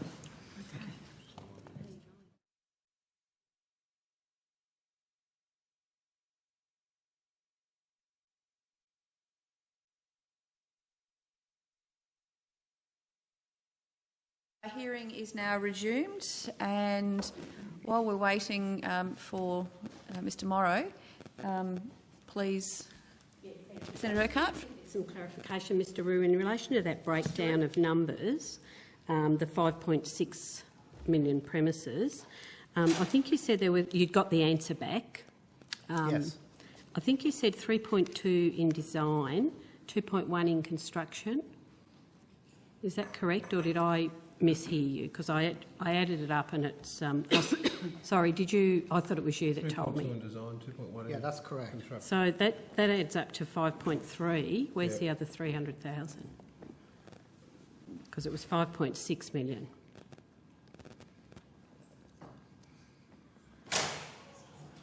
Wait till Mr. Morrow comes back. He's here now. It's scratched on his notebook. Oh, you can't read his writing. Yeah, can't read your scribble. Maybe he should have been a chemist. Yes.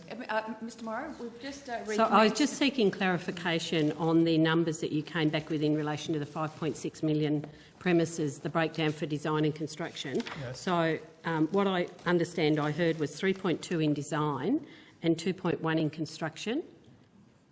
That's correct. Which and, equals... And 4.2 that are already ready for service. Ah, sorry, I missed that bit. Yep. So 4.2. Okay, so, but if you add up the 3.2 and the 5 and the 3.2 and the 2.1, that equals 5.3, and there was 5.6 million premises that were under design that I asked you to break down. Design and construction. I'm just wondering where the missing 300,000 were. Now, where did you get the 5.6? That was the question I asked you, to break down the 5.6. That's 5.3. Oh, it is 5.3. So there's a total of 9.5 million homes that Yep. are in design construction Yep. or ready for service. Okay. That breakdown is 4.2 million that are ready for service. Yes. 3.2 that are in design and Yes. 2.1 in construction. Excellent. And of that 2.1, 600 is actually construction complete. Yep. It's just awaiting a few other things that we have to do before we can declare it ready for service. No worries. Okay, sorry, that was my Yep. error. Okay, thank you. Thanks, Chair. Thank you very much. Senator Ludlam. Oh, God. Come on, Senator. And apologies that I missed your opening statement. So I've had a quick skim, but maybe you addressed this, maybe you didn't. During the 2013 election campaign, then Communications Minister Malcolm Turnbull committed under an Abbott government to deliver minimum broadband download speeds of 25 megabits per second by 2016 at a cost of $29.5 billion. How's that going? I don't know anything about those numbers. What I do know that from the strategic review that was done in 2013 after Malcolm Turnbull became the communications minister, that plan was put in place, and that's going largely quite well.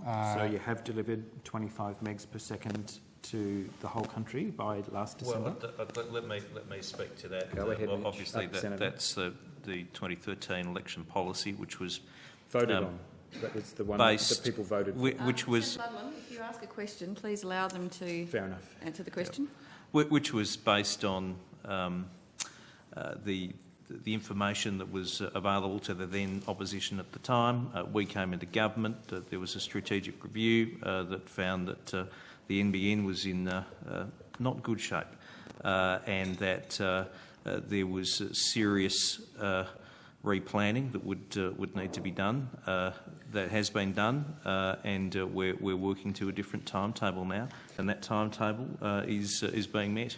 So what did you miss? And maybe it is more appropriate to put this to you, Senator, rather than Mr Morrow, who wasn't even on the payroll at the time. How did you get it so catastrophically wrong that the commitment you made in 2013 to have completed the NBN 25 meg per second by 2016 and 50 meg to 90% of the country by 2019? What was it that you got wrong? Well, there was very little that had actually been achieved by the previous government with the NBN. There were only, I think, 51,000 connections. Senator, you were in the same hearings that I was. We were accessing the same information. Contractors had down tools in 4 jurisdictions. The then organisation and the then government didn't actually know what the cost per premise was. So they did. There are a whole. They were reporting it to select committees.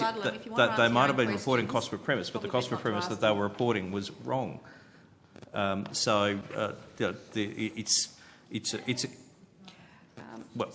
not. No, I've been asked not to Senator interrupt. O'Neill, I mean, we've covered.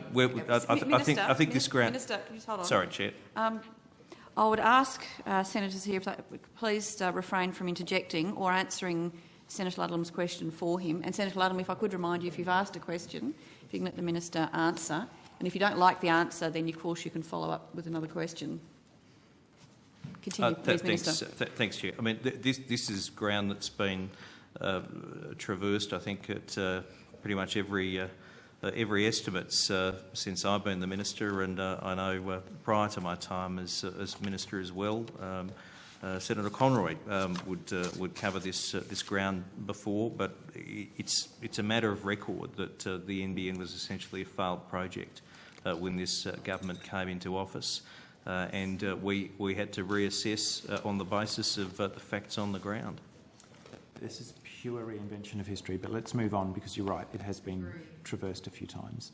Mr Morrow, late last year, maybe third quarter of last year, there was news that you'd abandoned reconditioning the Optus HFC network. Firstly, what was the cost of acquiring that network, and how much did you spend establishing that you weren't then going to be able to use it? There was no cost to acquire the network. The previous agreement in 2011 left that network to be abandoned. What we did is renegotiate the right to use it, but with no cost. You already had it on your books at the time that you took over. Correct, but there was never any money paid for the network. The previous agreement in 2011 only paid for the migration of customers to move from Optus over to the NBN, similarly with Telstra. And the decision that we took to no longer use that was for 2 reasons, Senator. First is our advancements that the team has seen in fibre to the curb, that has progressed well enough to lower the cost and accelerate the time frame. And then when we looked at the amount of money that would have to be spent on the HFC network with the facts and the data that we were pulling in all the way up to that point of decision, that led us to say, let's go ahead and convert that over to this newer technology. All right. That seems reasonable, although I would say the government before you came on board was warned that that would be the case. I take it, though, that you've made a distinction between the Optus network and the Telstra one. You're still proposing to put Telstra customers onto an upgraded HFC? That is correct, Senator. Well, so what was the difference between the 2 networks? The way in which the 2 networks were designed were fundamentally different, and the Telstra network design was more conducive to the ultimate design that we wanted to offer over HFC. So it basically meant that we would have to invest less in the Telstra-based network than in the Optus network. Now, that is not to say the Optus network was not a good network and served its customers well. It's more our architecture and a closer fit for purpose with the Telstra side. All right. One last one on HFC before I move on. How much new HFC are you going to have to infill into the Telstra network? To sort of very little. Not zero, but not much? So go ahead, Mr. Reid. I was saying it's still being determined, but it's not a big percentage. But single figures, double figures? You still will be laying new HFC to fill in some gaps or degraded parts of the network. Small. Less than 10%? So, well, can I give you a little bit of an idea to kind of explain a little bit? Because we don't know the percentage. We take it on notice if you'd like. That'll do. I'll move on. And so that's the Telstra network. Mr. Morrow, I want to draw your comments to draw your attention to some comments that you made. You'd probably be surprised if somebody didn't bring this up, and I don't think you addressed it in your opening statement. I think you made these comments a couple of times, that Australians aren't interested in gigabit internet. And you're quoted at an event in which I think you're announcing your half-year results. Even if we offered it for free, we see the evidence around the world that they wouldn't use it anyway. And the metrics that you used are, look, if you've got a household full of people all streaming 4K TV at the same time, you're still only using 10 meg and 90% of your capacity is idle. Before I have some views about that, do you stand by those comments in the light of the Well, Senator, I did not critique say that it what the attracted? initial article that started much of this conversation stated that I said Australians would not want super-fast internet even if it were free. That was not what I said. That was a gross misrepresentation of what I said. We were talking in the context of moving from 100 megabits to a gigabit per second, and why aren't people buying gigabit per second? The first belief was that we didn't offer that product, but we have 1.5 million homes today that we do have a product at a gigabit per second level that our retailers have chosen not, for whatever reasons they have, to offer that to their end users. Okay, can you hold just there, because this is interesting and important. Are all 1.5 million of those homes on the fibre to the premises architecture that was set up by the previous government? Yes. What proportion of the 1.5 million homes are on fibre to the node, fixed wireless, fibre to the curb, or satellite? So there's about 1.6 million on fibre to the node. Oh, yes, sorry, go ahead. 1.5 million on fibre to the prem. And we have about 500,000 on fixed wireless, 250,000 on HFC, 411,000 on our satellite SkyMuster. That's RFS. So what was the last number, the SkyMuster? 411,000. I want to come to that in just a tick. And apologies, I know I could probably just look those things up on your site, but it's useful. But the 1.5 million homes that you would offer a wholesale gigabit service to if people would take it up, they're all on the fibre to the premises architecture? Correct, today. In the future, it will be offered equally so on HFC. But Senator, if I can continue, if you're ready. Yeah, sure. So the point is that it's available today, and any retailer can choose that if they desire. Then I was asked, well, why aren't people taking it? And we have done our research to talk to other companies around the world that actually have sold gigabit per second services into the homes of end users. And I asked the question, or we asked the question, do people actually use that much bandwidth? And the answer was a resounding no. Right. And the reason is that today there aren't the applications. I believe in the future they are going to come, and they're going to create the bandwidth, and that's augmented reality and virtual reality and 4K and 8K television, all these wonderful things. How far into the future, Mr. Morrow? It's hard to predict. Nostradamus would have trouble, I'm going to throw you some numbers from Cisco right now. We don't need to go to Nostradamus. So there's the stuff that I just looked up while I was sitting here while you were giving evidence earlier. And when I hear, this is no offence to you, obviously, because it's a very common thing, people using the how many television screens in the house metric, it makes me want to chew my face off, because that implies that you're building a network for the 20th century when television was the most interesting thing coming into people's homes. And that is, I think, almost by definition, not what the internet is for. So overall IP traffic, this is according to Cisco, I think the end of last year, and I'll provide you with a link if it's useful. So just trust me on the raw numbers for the moment. Overall IP traffic is growing at an annually, compound annual growth rates 22% between 2015 and 2020. Does that sound roughly within the ballpark? Yep. Okay, that's a doubling time of 3 years and 2 months. Video IP traffic, which I think is the fastest growing sector, compounding annual growth, 31%, doubling time of 2.2 years. VR IP traffic, interesting that you mentioned that yourself, growing at a compounding rate of 127%, so it doubles every 6 months. Business traffic, 18% every 3.8 months, every 3.8 years. And in Australia, IP traffic growth is 21%. So that is, what's that? Every 3 years and 4 months, it doubles, then it doubles, then it doubles, then it doubles. And so I'm not at all surprised.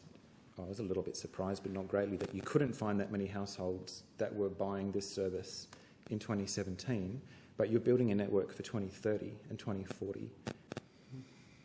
Well, Senator, I would argue we're building a network for today's needs and tomorrow's, and we can upgrade with whatever the future holds. By pulling out the HFC and the fibre to the node. No, you don't need to pull out the HFC. The HFC will keep pace with all of those applications that you're referring to What without about any peak hour problem when whatsoever. everybody's hitting the network at the same time because a new season of Game of Thrones just dropped or something? No, You get congested. overseas, again, we're very well in touch with the overseas carriers, and they're investing heavily in HFC. They're already talking about 10, 20 gigabits per second up and down on HFC.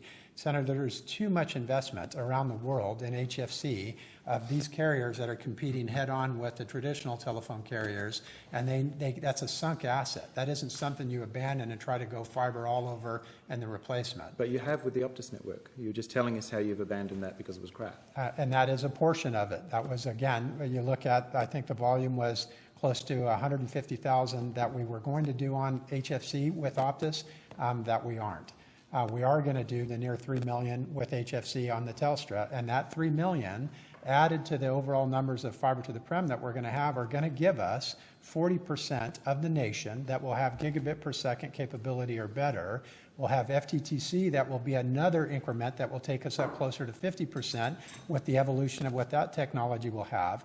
And I can tell you, Senator, of looking at the data, no one else around the world with a country of our size and our scope is going to be at 50% of the nation to have gigabit per second capabilities. We will be in a leadership role. And can I further say, Senator, because I know this is a concern of yours and many, the other portions of the network, when you look at fibre to the node, there is upgrade paths that we will extend fibre further down the street. We can utilize a lot of the same equipment that's there. And as that demand comes in where people are willing to pay for the added value, the added utility of these other services, where maybe they don't need their cable subscription any longer, they can rely on more of these kind of streaming sort of content channels, to where the same amount of money is spent in the same household, but they're going to spend more on their broadband connection.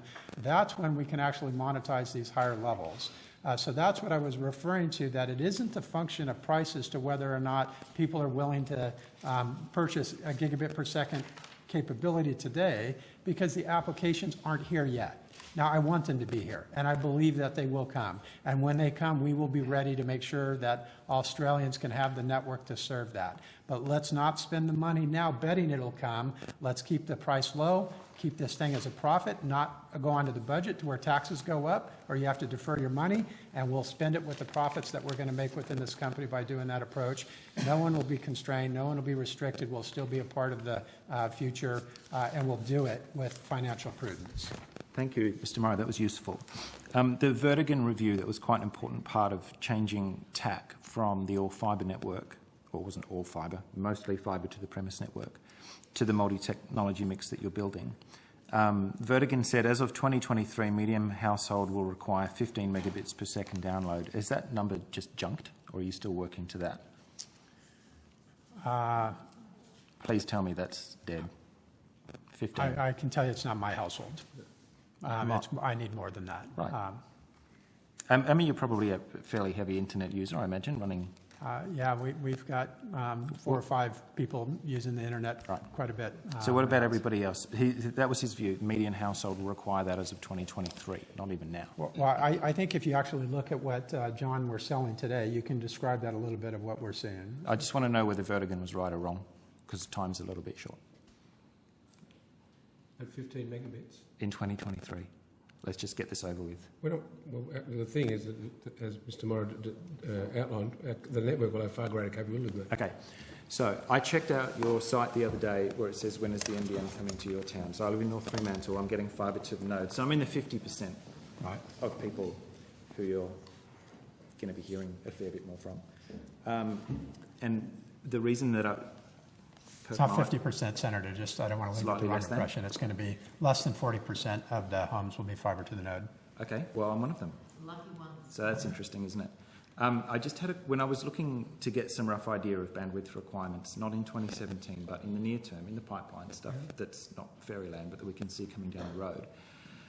I got some figures from Online Reporter, and I'm happy to provide these references to you if you're right to just trust me for the time being. So this is from ARIS. They estimate that a VR game in 720p will require 50 megs per second. That's down. They don't say what it would require up. And a 4K VR game would need 500 megs per second, which is why I'm a little bit frustrated when you're talking about, well, how many people at a time are using 4K TV, because these are not the most interesting applications that are going to be used on this network. You're going to be able to deliver that over a node, or at what point are you going to need to tear that out and just go fibre all the way to the premise? So there's two things to consider probably about five on this. Well, first of all, I have been around technology my entire career, coming up on 40 years, the bleeding edge of technology, unfortunately. And I can tell you, while today that's the predictions that I've heard from ARIS and many other companies as well, as far as what the VR will require, what that's not taken into account is compression algorithms that will actually scrunch that up to be able to deliver that. So you have to remember that the cost of building networks out is very expensive. So the R&D that'll go into how can I reduce that kind of bandwidth requirement for that sort of application will also be invested in, and we'll see some advancements in that sort of approach as well. But having said that, if that does turn out to be the case, and Senator, if it is mass market where people are saying, I'm willing to pay for having that virtual reality signal coming in, and even if it takes 50 megabits per second, I see the utility and I'm willing to actually up my speeds with my retailer to pay for that. That will support the economics to go through and upgrade that network where we can't get the 50 megabits per second. By which you mean tear the node out and No, put fibre all the way that's not required. Can I also remind the Senator that the mandate that we have from the government is 90% of the fixed line area has to be at least 50 megabits per second already. So when you actually kind of average this out, it's about 88% of the nation will be on 50 meg to begin with. So that application we're probably reasonably safe with. Now, if it goes above that, then that's where we're going to have to start investing further into this fiber to the node technologies. The other ones, even the wireless stuff out there, we're doing 50 already. We're seeing these enhanced 4Gs to where that's going to probably go up to 100 pretty soon, maybe even into multiple hundreds. So fixed wireless, HFC, fiber to the prem, no problem. Fiber to the node, again, it does have its limitations, but you're going to get 50. Few people will get a little bit more than that, and we'll continue to push that fiber down. And FTTC is the other one that comes in, Thank you for that. I'll probably follow up with some of these on notice, but I've got a couple of others that are probably a little bit out of tangent to this line of thought, even though I could go on about this stuff all night. A couple of people have asked, even since we've been sitting here, why NBN's Twitter account is so so readily blocking people who are offering feedback or critical comment, because that means they can't see your stream or your page. We have a policy like everybody does that if people are mischievous, if they're insultive, disrespectful, we block them. So that's the policy that we apply, Senator. For being mischievous? Yes, definitely. That seems like a little bit of a low threshold for blocking somebody, because that means they can't see any of the advice. Do you have somebody in particular you're referring to? I would never disclose my sources, but I suspect whoever's operating that account knows exactly who I'm talking about. Some of them deserve to be blocked, Senator, I can assure you. Some of them probably don't. Like, I block trolls. I suspect everybody does in here. But it's just come up a couple of times. It sounds like maybe they're a little oversensitive, but... Anyway, no, again, Senator, as you know, social media brings out, a lot of interesting people. The best and the worst of people. So we are going to block all of those people that don't deserve to be on there, that are disrespectful. And we monitor this very closely. It's a policy that it's adhered to by the likes of Facebook and Twitter themselves, lots of other companies that follow this. There's a couple of organizations in particular that are very lobbyist. Internet Australia is one of them. It's run by a couple of people that were failed executives. They are constantly promoting one side of the party's approach on this. They're disrespectful. They're insultive of migrants. So they're blocked, and they'll stay blocked. You've got half a minute left. I've got half a minute left. How much greenfield fibre to the node are you putting into the ground? Do I take that? Yeah. I can't tell you the exact number, but our policies on greenfield for broadacre is still FTTP, but without a doubt where we have... what, sir? Is fibre to the premise. Yeah, that's what I thought. Yeah. However, when we're in an FTTN area, if there is say a classic small house redevelopment that turns into a duplex or 4 apartments, then sense to run a fibre. if the node's there, we would be connecting to the fibre. Could you throw some metrics to us? I think I asked you this last year at some point, but could you put some numbers to that on notice? So can I just be sure I understand the question, Senator? So if there's a couple of new homes that are being built in an existing FTTN neighborhood, copper will be run to those because it doesn't make economic sense to pull fibre just for a couple of homes on a block of land that's been remodeled. If it is in a bigger development, then that is typically going to be served by fibre going out to those areas. Right. I've got one more, if I may, if there's anything else that you're able, and then I'll get out of your way. I'll even leave. Long 30 seconds. I'll even leave the your room. Last one for the night, I can't get out of here without asking about Sky Muster, because I think the rollover was today, was it not, to the new satellite? Yes, that's correct. Okay. So I just got two questions. If they're complex, please take them on notice because we're out of time. Have you had any complaints from users of those satellites around the latency involved that makes them almost unusable for voice communications because it's bouncing a long way out and then a long way back? And the second one is, how many people did you leave behind in the rollover from the interim service? So the network was never designed for voice. It can do it, but it's kind of a second grade service, if you will. Because of the latency? Because of the latency predominantly. It's not a voice satellite. It's a broadband satellite. And I would remind the Senator, too, that we don't disconnect the copper. Telstra does not disconnect the copper going to these homes. The fixed line network, after 18 months, it has to disconnect. For the fixed wireless and for the satellite, Telstra continues to maintain the copper and provide those services. So what do the folks in the Sky Muster footprint without copper do for voice from now on? No. I mean, again, you can do a variation of it, but it's kind of like an early Skype call, if you remember that quality. Yeah. So what are those people meant to do for voice communications? I'm so pushing my luck, aren't I? You are. It's not a requirement of NBN. Happy to take it on notice if you've got anything. We're happy you can to. add. If that doesn't answer your question, we will. Thanks, Thank you very much. Senator Chisholm. Thanks, Chair. The fibre to the distribution point, and I can get a sense of Mr. Murray's excitement, so if you don't mind, I've just got a couple more to finish off on that. Just in terms of the deploying, what sort of they're using for the fibre distribution point, is it VDSL2? It is. It is. And Today. just The initial application will be. yeah. And is that using a 17A or 13A, a 30A profile? We'll have to take that on notice. Okay. I'll ask the team if they know. What did you say, 17A or? 17A or 30A profile. Well, we'll see if the team knows. Okay, thanks. Just coming back to the decision in September last year around deploying fibre to the distribution point to 7,000 premises. What impact did that have on peak funding?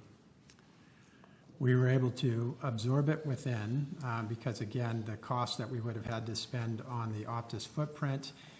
The other application is that when you get copper that is so long, beyond a kilometre, that's when the speeds will drop below 25 megabits per second. That's our commitment that we're mandated by the government to provide. So we have to find an alternative solution.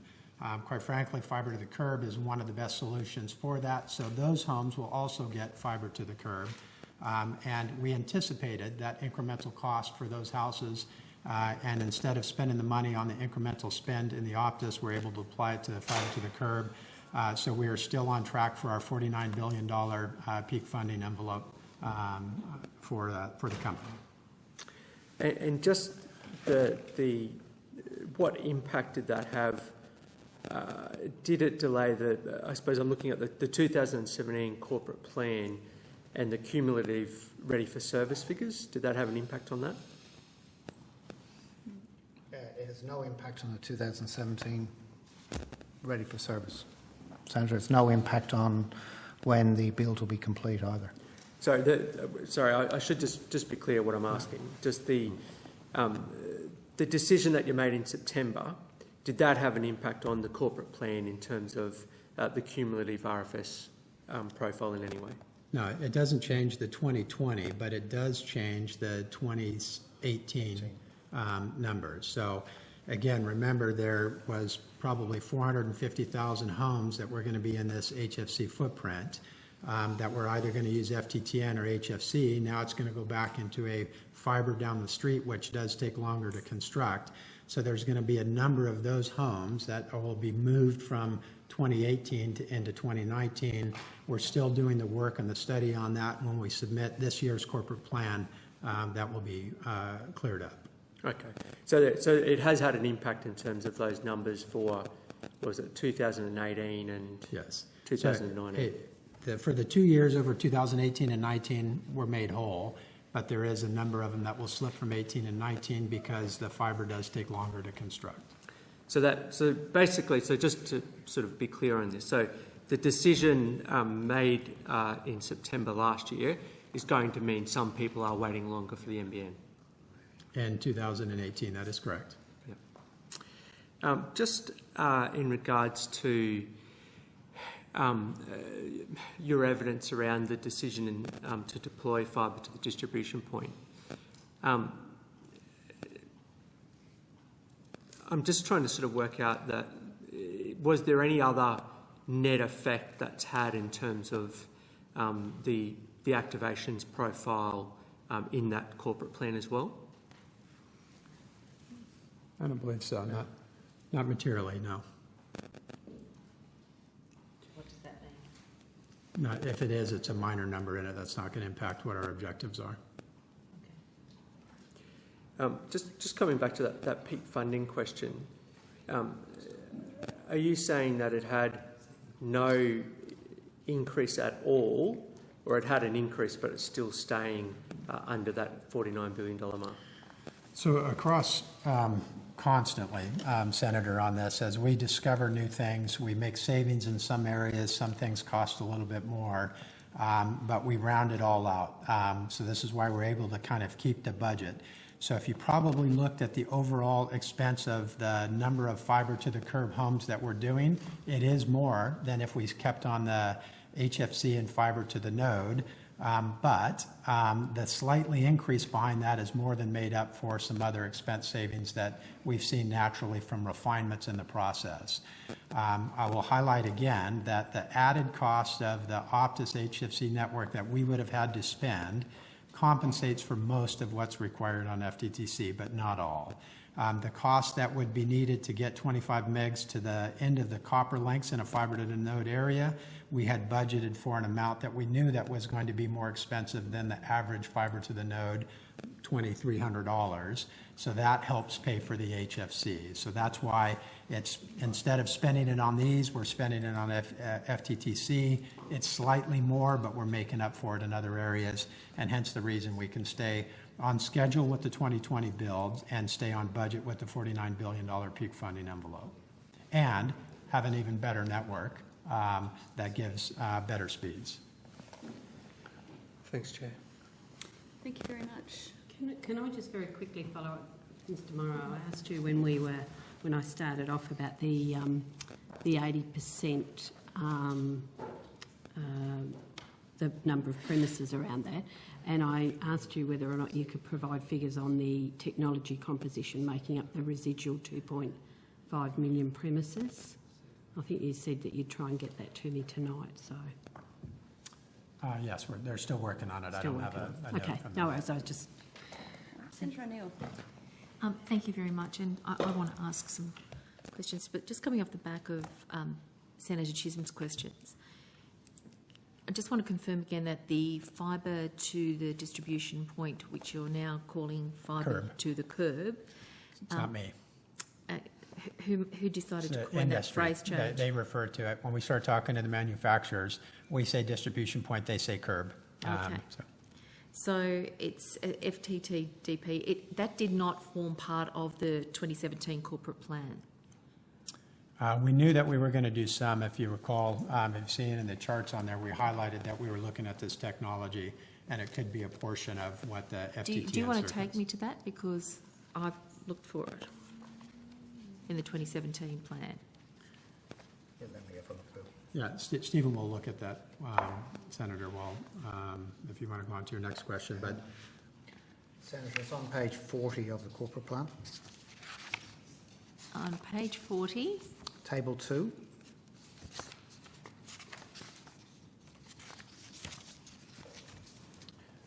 If you Okay. look, it reads NB/DP. It didn't say C in those days, but it said DP.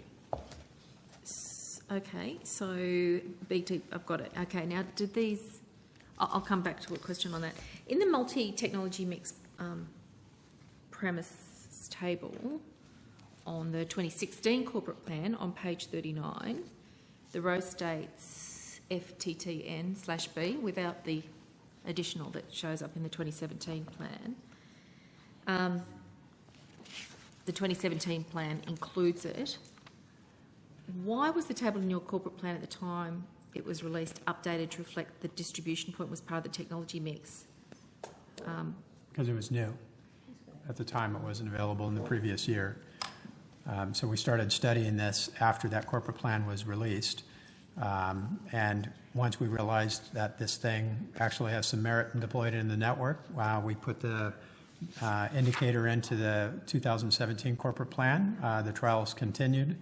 And that's why you'll see in this next corporate plan some definitive numbers behind it, and that's why we've announced that up to the 700,000 or 800,000 level today, we plan to deploy FTTC.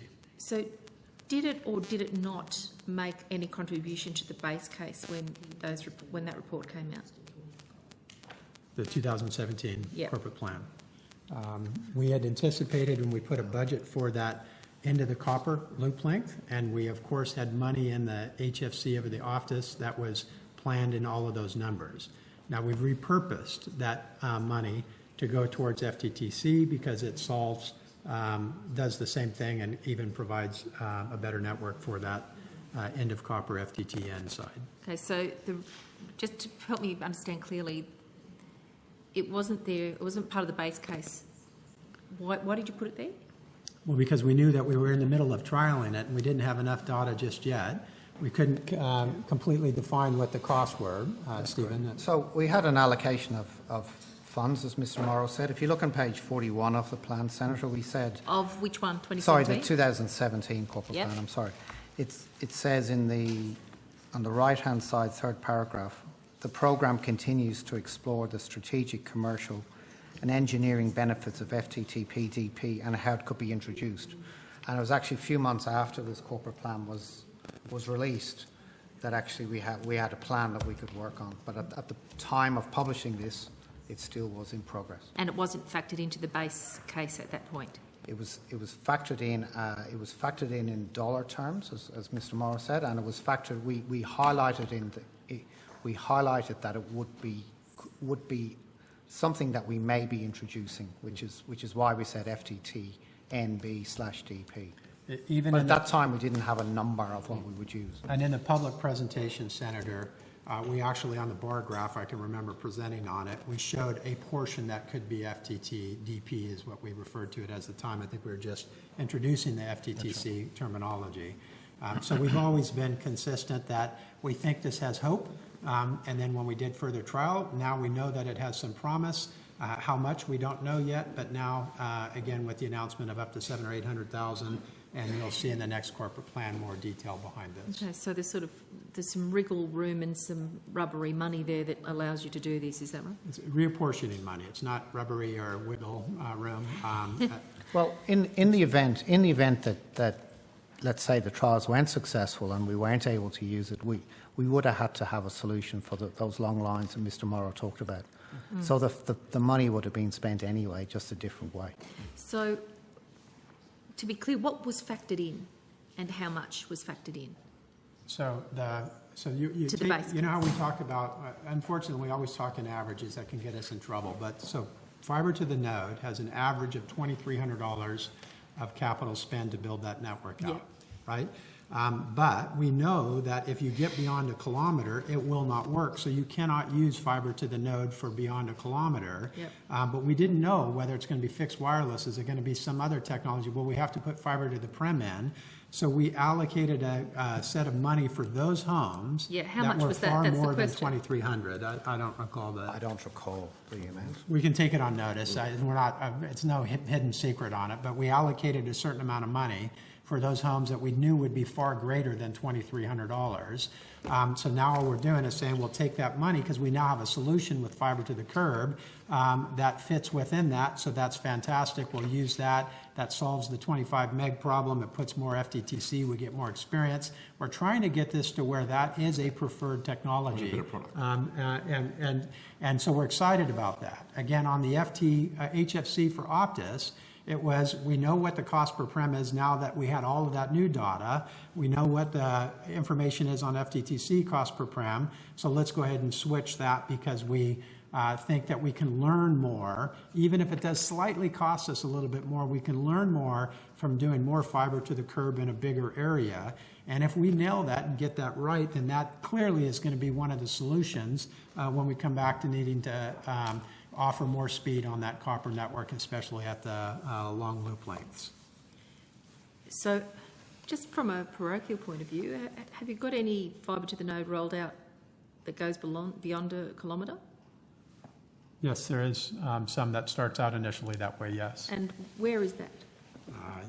We'd have to take that on notice. It's not in a particular area, so it just happens to be, it might be a couple of premises that sit in an area, and so they could be everywhere. And then we obviously then remediate them to deliver them back to a distance that can meet the 25 minimum and 50 minimum So when do you speed. make the decision to remediate them? As soon as you figure out that a kilometre is too far, or do you wait for them to complain? No, this is in the build. This is even well before RFS. These premises haven't gone RFS. If we know that a premise isn't going to attain the right speed, we will not release it for service. Okay, so yeah, I've got some more questions around that I might come back to. Can I just go to the corporate plan in terms of the internal rate of return and the outwards projections around that, Mr. Morrow? Yes. I find that I understand what you're telling me. If you keep talking to me, I'll understand you. I do like Mr. Roo's Irish accent, but I seem to understand what you tell me a little more clearly. So 2.7 to 3.5% rate of return is the range. Stephen, am I correct on that? That's correct. Sorry, what was that again? He says. 2.7 to Yep. 3.5 is the range that we give. And we figure it's going to be somewhere in the middle of that. We will update that number in this year's corporate plan as well. We keep getting better and better, fortunately, and we can get a little bit more precise. So we'll narrow that range coming up in this year's corporate plan. How many years does that go out to? I think it's 40. Am I allowed to answer? Yes, and if I don't understand, I'll get a I'll clarifying question in. translate. Yeah, Mr. Roo, help. Guinness. That's all It you goes gotta out to 2040, Senator, and then there is a terminal value that is used beyond that. But the model goes to 2040. Okay, so, yeah, 20 years out. It's a long 20, time. 20 a little bit, okay. Yeah. Thank you very much. Are there any assumptions built into the modelling that feeds into the corporate plan about when the fibre to the node network is to be upgraded? The assumptions in the plan assumes that there will be ongoing capex, Senator, that will need to be spent. Some of that spend would be on replacing perhaps fibre to the node, but it could be on other things as well. There will obviously be ongoing capex spend that the company will need to incur long term. Okay, so you just mentioned, and I don't look excited, but I'm thinking, is there a possibility of the replacement of fibre to the node Well, on the Central Coast? I can give an answer to that. Conditional would be yes, if the people on the Central Coast are willing to pay for the higher speeds to where the business model actually works to keep this off of the budget, not increasing taxes, and doesn't require the government to reapportion the funds. If we can get a financial return on it, absolutely. sorry, Senator, I think I know the answer to that, knowing my community, but it's going to be very difficult to achieve that, a collective bid. And yes, go ahead, Stephen, sorry. Sorry, Senator. Again, I know you don't want me to answer, but Oh, no. the internal rate of return in the corporate plan was 3.2 to 3.7, to be clear. What did I say, 2.5 to 3? Yeah, you said the 2016 range. Darn it. 3.2 to 3.7. Thank you. Just a couple more questions on where we are. Did you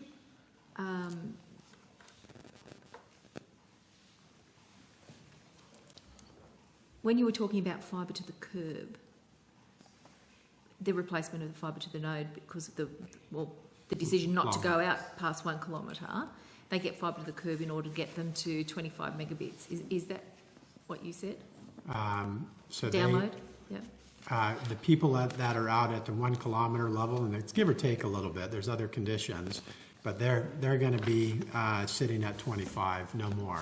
So anybody beyond, again, with a little bit of variation there, we have to find a different solution to. Fibre to the curb is our preferred solution for them.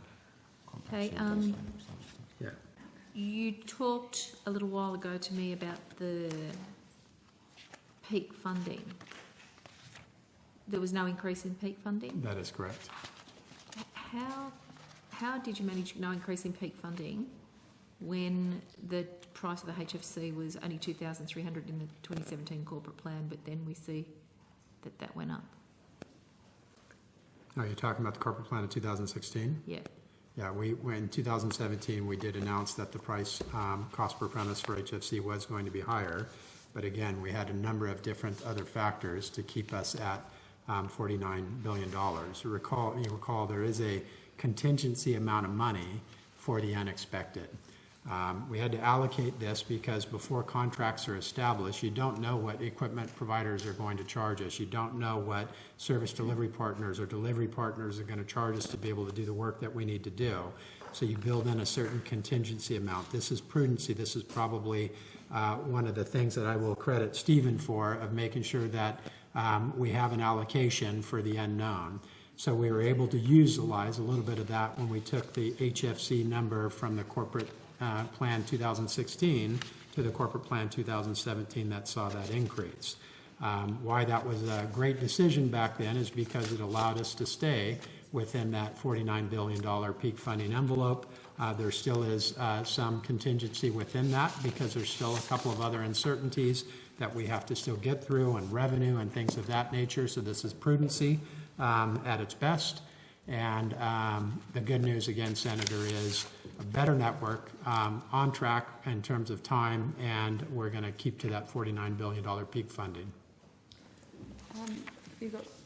Yeah, I've got more, but sorry. We'll come back. Senator Roberts. Thank you, Chair. Thank you all for appearing. My knowledge of the NBN is fairly limited, to say the least. Can you advise as to what the average repair time is for rectifying issues with lines? Depends on the technology, Senator. Right now, it can range from anywhere from a day out to several weeks, depending on the extent of the problem. Okay. So it is the case then that in some circumstances faults may be allowed to remain unaddressed for extended periods of, say, more than 12 days? That is correct, Senator. Okay, thank you. Can you advise as to how responsibility for repairs is allocated between your organisation and other stakeholders such as Telstra? Can you also advise what the process is for communicating this information to your customers? Yes, Senator. So we use a third party to do most of our field work. So when it comes to maintenance, when a ticket comes in, we dispatch to one of these companies that we use, and they will send one of their technicians to a home. We don't offer a choice for them to say, I'm going to do Telstra first over one of the other retailers. They work for us directly, and we determine, again, who gets what ticket and the quality levels that they must adhere to. Okay, so that's outside your control? No, it's direct in our control with the delivery partners, but they are managing it for us on our behalf. So on an incident-by-incident basis, it's managed by someone else without your knowledge at the time? Limited. We have limited knowledge within, but we are holding them to account through a variety of KPIs that they report to us on. One of our constituents asked, do you acknowledge that a Telstra technician was dispatched to fix the fault affecting a town of Thirlmere, only to be told by an NBN technician, presumably one of your contractors, that he was not allowed to fix it? Well, this gets to the problem, Senator. I don't think you were here for the opening statement, but there should be a copy with you. Our network is only just a small portion of the total end-to-end network, and so Telstra still has a network of their own. They have equipment inside the customer premise. So they will dispatch a technician to do something in the house that's different than the technicians that we dispatch through this third party, which culminates into, unfortunately, confusion for the end user out there. This is one of the issues we're trying to resolve as an industry as we go forward. But our technicians are to work on the NBN portion of the network, not the Telstra portion, not the IINet or TPG portion. Okay. So let's get on to questions on a bigger scale. Does the increasing market share of wireless technology present risks to NBN Co's ability to get sufficient customer uptake to be profitable? And what is being done to mitigate these risks, considering that there has been a 34% decrease in the number of households that have a fixed line service? Yeah, Senator, so I believe that your question stems from some of the recent announcements, particularly by Telstra, of looking at enhancing their 4G wireless network to offer up to near gigabit per second speeds. There's two things I would point out. The first is that we have anticipated a certain degree of infrastructure competition.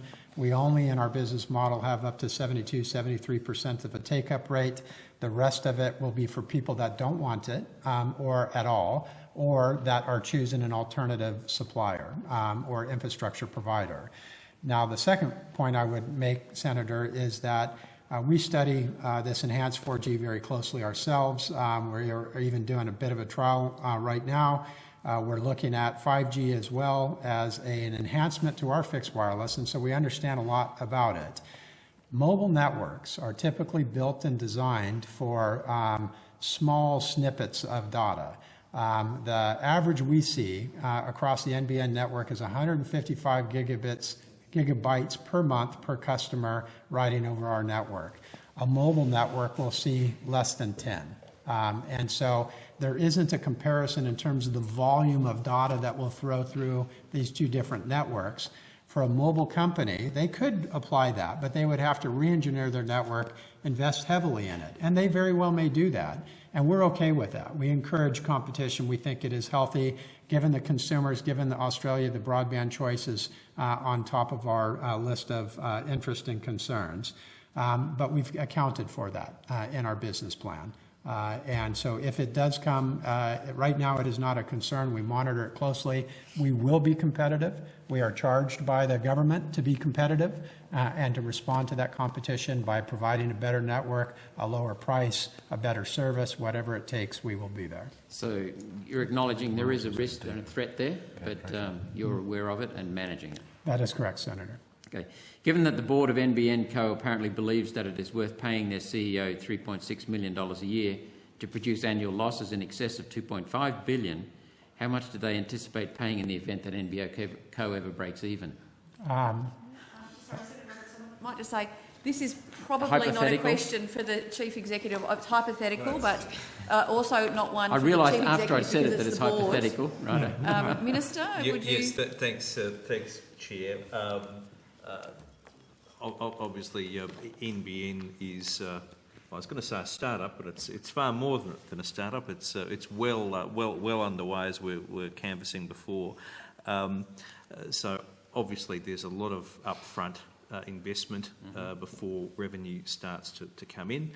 NBN does aim to be cash flow positive in 2021-22. In terms of Mr Morrow's remuneration, that's something that's determined by the board. I should have directed my question at you. Sorry. Not at all. That's something that is determined by the board of NBN.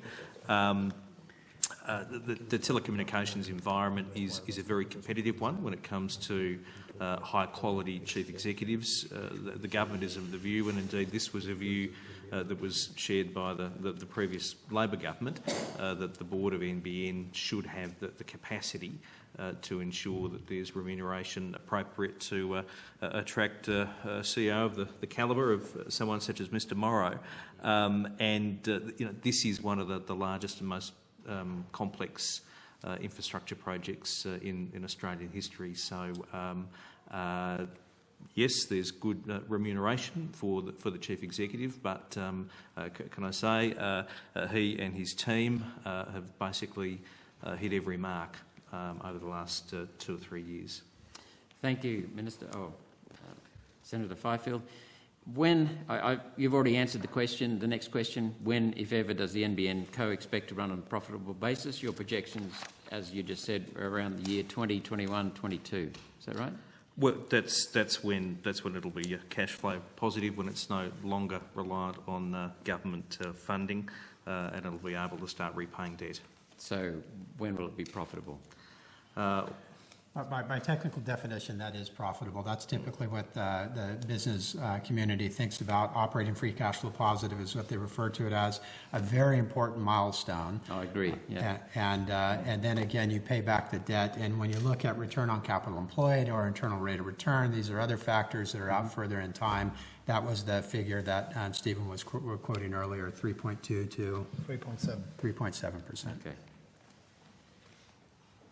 Is it factually, in the event that NBN Co was to be sold, maybe this is hypothetical too, how much of the over $20 billion that the government has invested in the company so far could be expected to be recouped? I'd imagine as business people you would be looking at that. Well, if we hopefully do our job well, more than that equity investment. So in the end, $29.5 billion will be invested. We do hope as we pay down the debt, the equity value of the company actually goes up.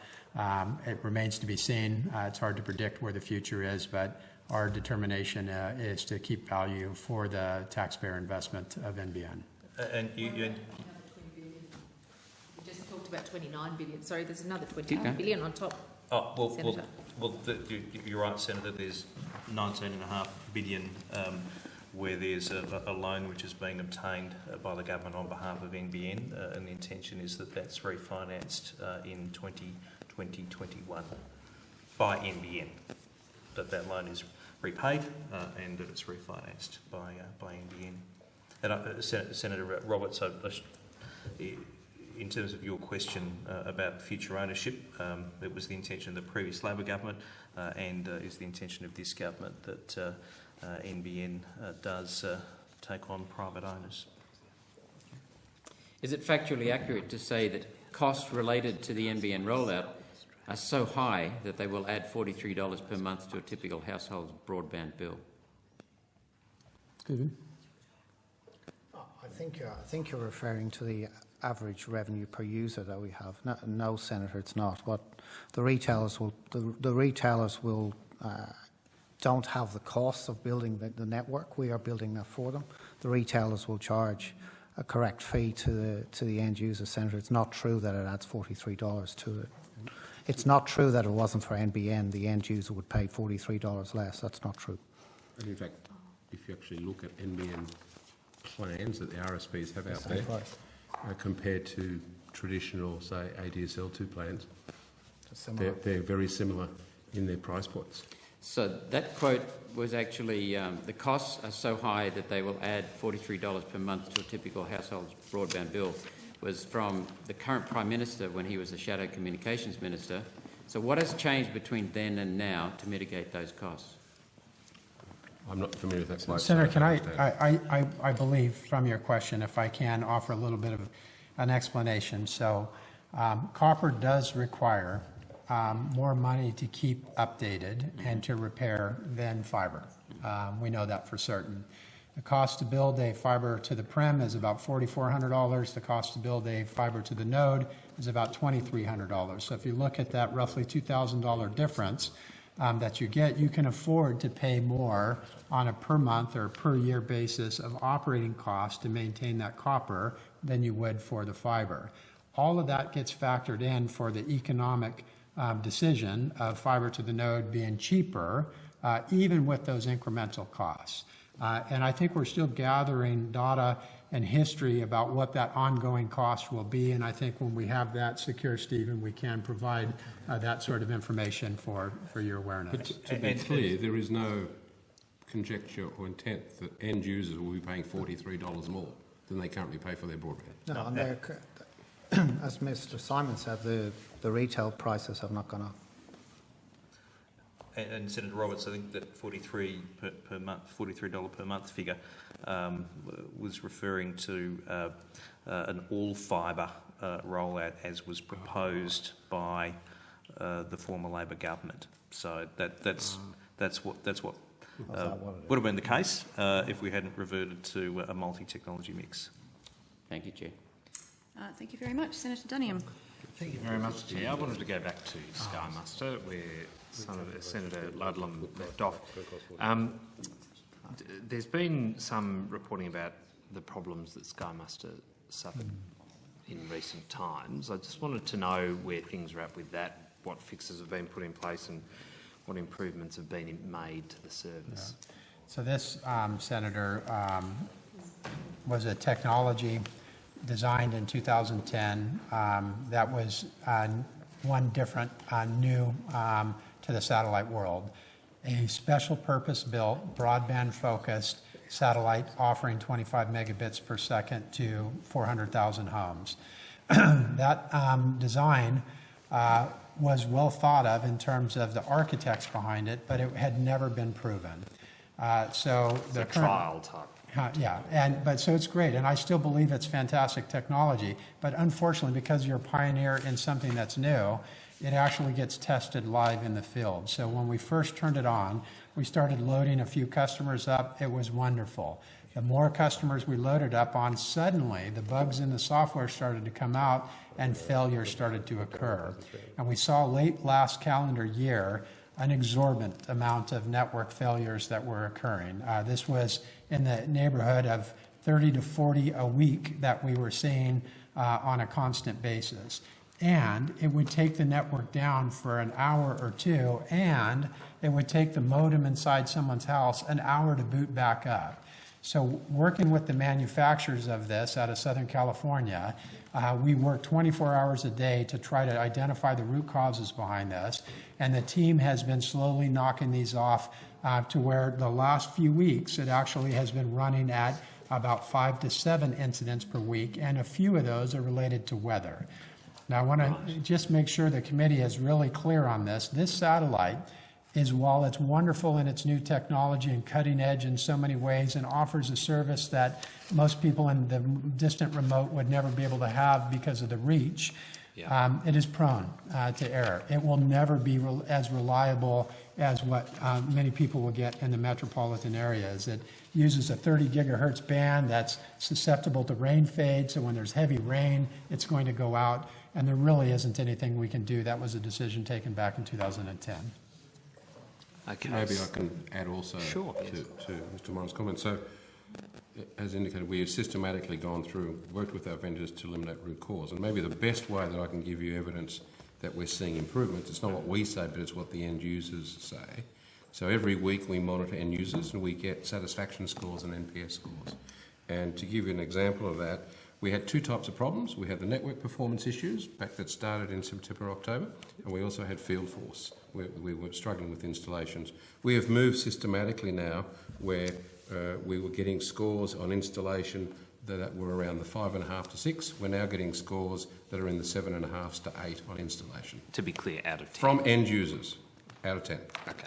That clearly shows that we have now, by broad, fixed the major issues around installation. Doesn't mean that we get every single one right, but by comparison to the other technologies, we're there. Similarly, on network improvements, we're starting to see all the improvements come through and provide indications that the satellite has become more reliable.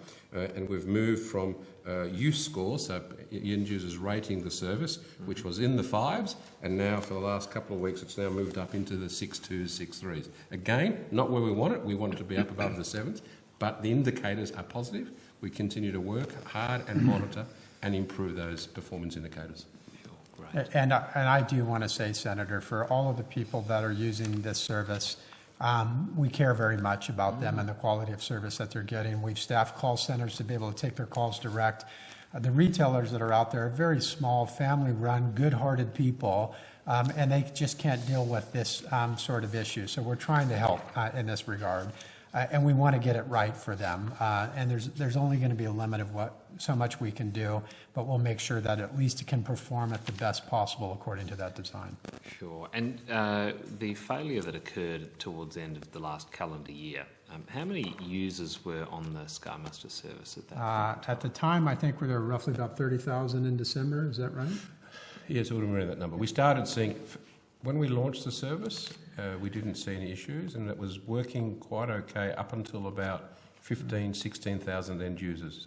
So once we started seeing some under load, we started seeing some of these network incidents occur, and that basically occurred in September and October. By December, we had about 30,000. Actually, we were doing about 1,000 to 2,000 a week, right? Yeah. So it must have been in that, maybe even a little more than that.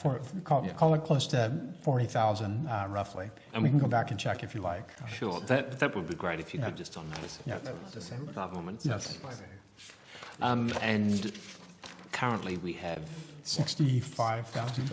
Okay, and so just with those load issues moving forward, Yes. one would hope there's a greater take-up in extremely remote We hope so. region of Australia. Over 200,000, we hope. That's the projected full coverage. Yes. So are you confident then that moving forward with the technology you have that we will be able to deal with the load? I can say I'm confident that improvements will continue. I'm not confident they will go away entirely for a while.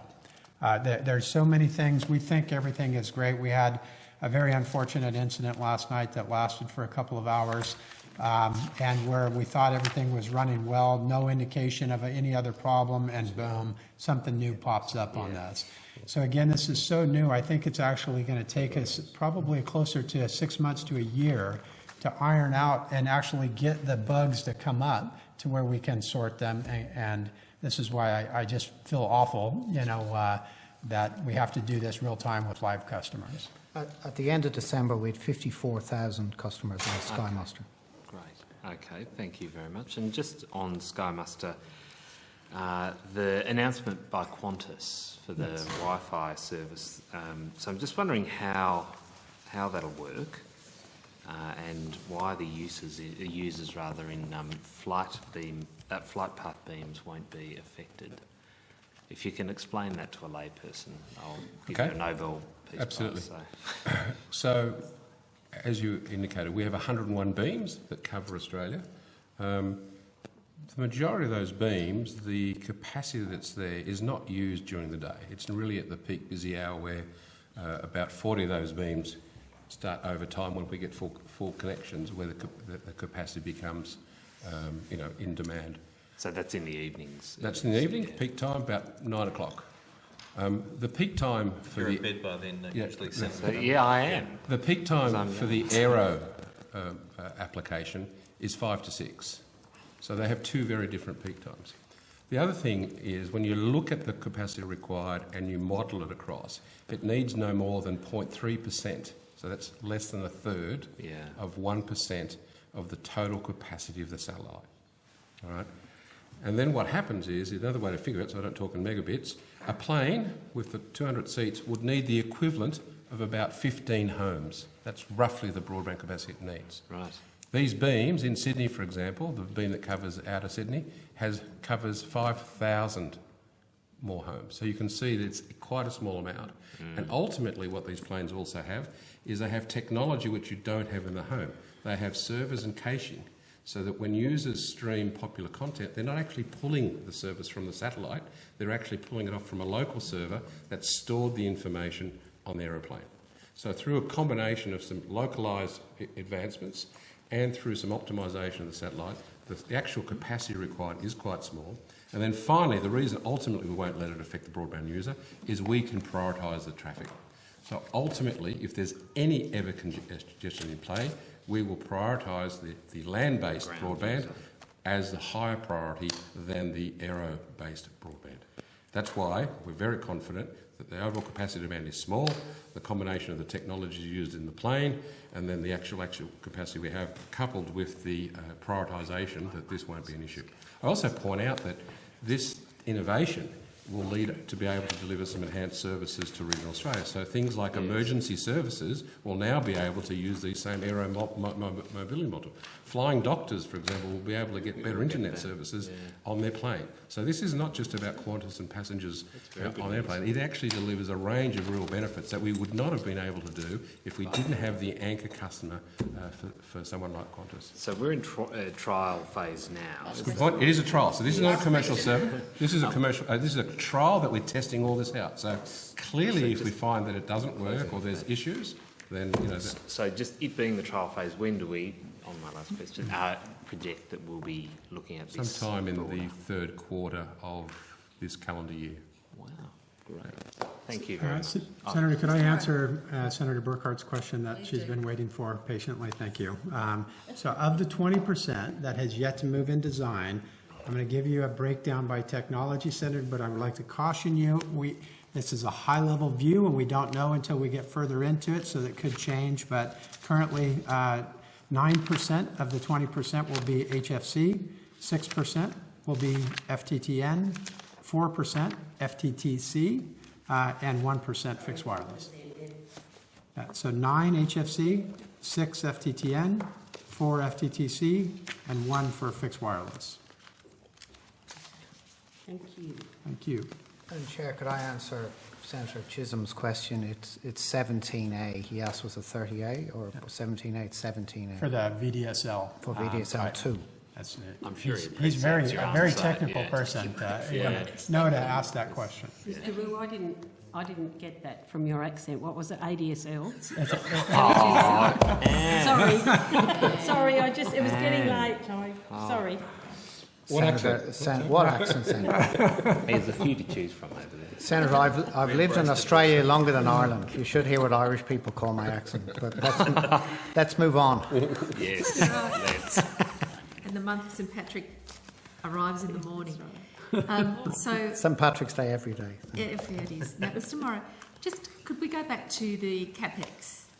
Could you explain to me what the ongoing CapEx is for?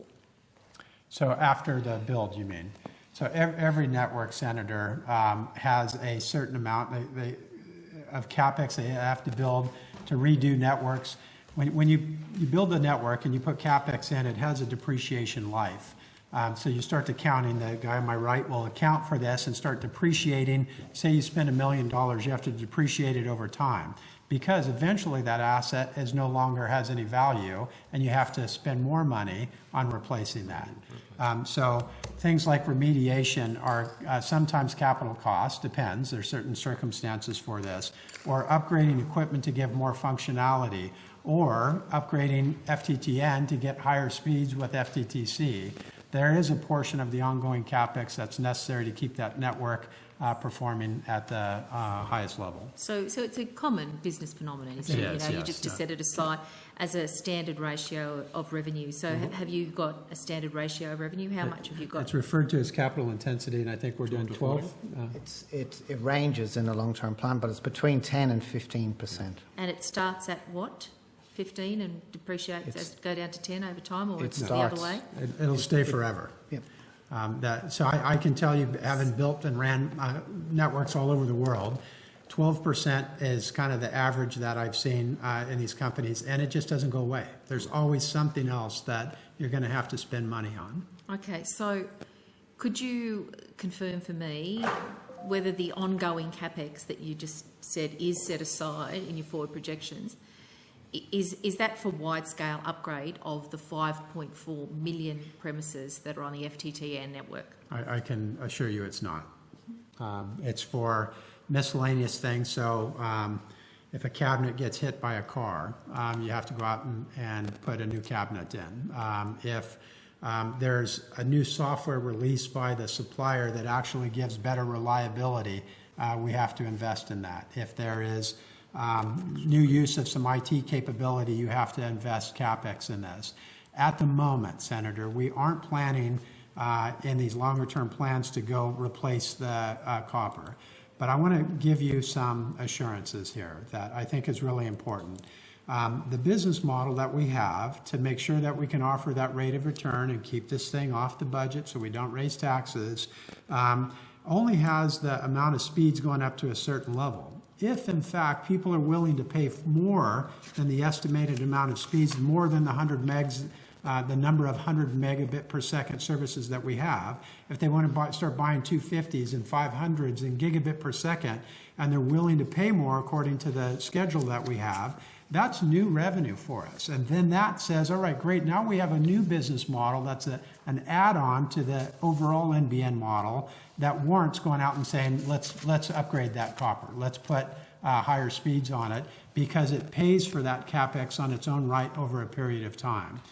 This is why, and again, I have seen it time and time again, on near 40 years experience here, we are going to upgrade these networks. I can guarantee us that we're going to have... But not with CapEx. Well, with a business model that will warrant paying for those upgrades in the future time. Now, remember, cash flow positive, what we've been talking about in the 2022 timeframe, at that point, we'll be paying back the debt of the $19.5 billion debt to the refinance company. The government is mandating that we'll already have a different debtor at that time.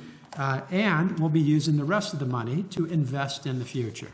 And this gets into a little bit of the ongoing CapEx that Mr. Rue is referring to. And we'll start to develop the more business cases to say, great, now let's upgrade this network because we think AR and VR and 8K is here, or whatever else is new coming down the pipe. And that will allow us to always keep this network up and running to a level that never stops Australians from being capped like they were under the old DSL regime. But for the foreseeable future, there's 5.4 million who are on the FTTN, and there is no money allocated. There's no money there for a wide-scale upgrade to the FTTN. They're stuck with it. Yeah, well, so first of all, you're using a number of over 5 million. Remember, the up to 700,000 or 800,000 FTTCs are going to reduce that number. I believe in the end, we're going to probably see something a bit above 4 million, and we're going to constantly look to reduce that number. So it's a little more than a third of the nation, as you have to think about, that will be on FTTN. I'm in the part of the third of the nation that's got it, that we're stuck with this. And I'm sure your constituents appreciate the fact that you're on a constant fight for them to have as good a network as they can get. I appreciate that. But they're not going to get the good network. They're stuck with 25. No, listen, they can range today from 25, if they're close to the node, up to 100. And this is what we're talking about, that they're even going to do other things. In fact, I thought I saw on the FTTC, and I may be wrong, my geography is a little challenged here, but on some of the areas, I'd be speaking out of school if I tried to guess all of those areas up there. But again, if people said, not only do I want 50 megabits per second, I want 200. And I'm willing to pay the difference between 50 and 200 because I have incremental utility in my house. I have a new value that I didn't have before, so it's worth me to spend a little bit more money. Then we'll say, great, let's do a business case, and we'll actually upgrade those people out there for that. But you have to be willing to pay above what you're paying today for the 25 meg service, and the only way people typically do that is if, in fact, there's better value for them. There's a better utility for them. So I love the sound of the promise in your voice there, Mr. Morrow, but the reality is, when you look back to the IRR in the 2017 corporate plan, it's based on the premises that most of those, you say 4 million, but your figures there are 5.3 million who are on FTTN, will be on FTTN until 2040. And I'm convinced that will change. That's today, because we cannot right now count on when AR and VR 8K is going to be here to create that higher value, to warrant people spending more money. And that's why it comes back to this fundamental premise: how much are you willing to pay today? If I can give you 25, 50, or 100, or 250, how much are you willing to pay? Well, most people today, because they don't have those, they say, all I really need is 25, that's all I'm willing to pay for. But right now, Mr. Morrow, if people are looking at the corporate plan and what's in there, CapEx, we've clarified, has got nothing to do with a wholesale upgrade, a wide-scale upgrade of FTTN. Yeah. That's you're stuck with it. You're stuck with what you've got. until we create a whole new business model after 2021. I appreciate and then maybe some money from that we will start to give to you to improve your technology. I appreciate why you're saying that, because there isn't today a business case that says that's coming. I can assure you within a couple of years' time, we're going to be, if AR and VR come closer to time and reality, there's mixed reviews out there as to when VR is going to be here to a level to where people are willing to pay for it. But let's assume that, in fact, it's within 5 years, it's going to be here en masse. Many people are going to want it. They see the value in it. They want to spend the money, but their network won't be able to handle that. That's your concern. My point is that when we see that people are actually willing to pay incremental amounts over what they're paying today for 25, then a business case could be written, bolted onto the top of what Stephen has been talking about with the current out to 2040 timeframe, and we'll go ahead and update that network. I can assure you this is the way that all network companies operate. If you look at mobile companies, they went from analog to digital and to 2G and 3G and 4G on an incremental business case basis when people said, I'm willing to actually to give more value to having higher speeds, higher data allowances, and a more robust network. That's why they bolted on in time these other business cases. So this one, if there's one bet I can be certain about, and I'm not a gambler, the idea of what we're predicting out to 2040 won't even be close because their future changes will come about and we'll have to modify those business plans. But the current corporate plan assumes that the FTTN will be used until 2040. That is what the current plan assumptions are. Is that correct? That is correct. But again, what I'm trying to tell you is because we can't tell you when AR, VR, and 8K are going to be here to that where people are willing to pay more. As soon as we know that, that plan will change. We do kind of today more of a 5-year view of things. This extension that Stephen is talking out to 2040, this is the finance people getting into a room and saying we have to do this modeling out. John doesn't get involved into the depths of that at this point. So it would be foolish to say, let's put together a 50-year plan. You just don't do that in our world that changes so fast. So you put together a 5-year plan and you look at what that is. And every year you update that. So I'm convinced within the next few years, you're going to see us coming back here and saying, you know what, now we see where we can monetize AR and VR and 8K and immersive sound and autonomous vehicles and, drones flying all over doing our robotic work. We can see that coming. And when we can, you'll see an upgrade to the networks because we know we're going to have to upgrade those. Isn't that the whole point of why we were actually putting in the fibre to the premise in the first place? Because we could already see that it was coming and people were going to get the technology to allow them to do that straight up. Now we've got a divided Australia with people right across the Central Coast economically burdened by inferior technology. You've got no money to upgrade. Senator, the biggest question we get asked... You've got no money to upgrade. You're going to leave half of the country behind. That approach, though, would have seen... Senator, and it's not very helpful having three of you speaking at once. We're all just anxiously anticipating 6 minutes' time, but in response, Chair, that approach would have meant that there were some people in Australia who had to wait an extra 6 to 8 years for the NBN.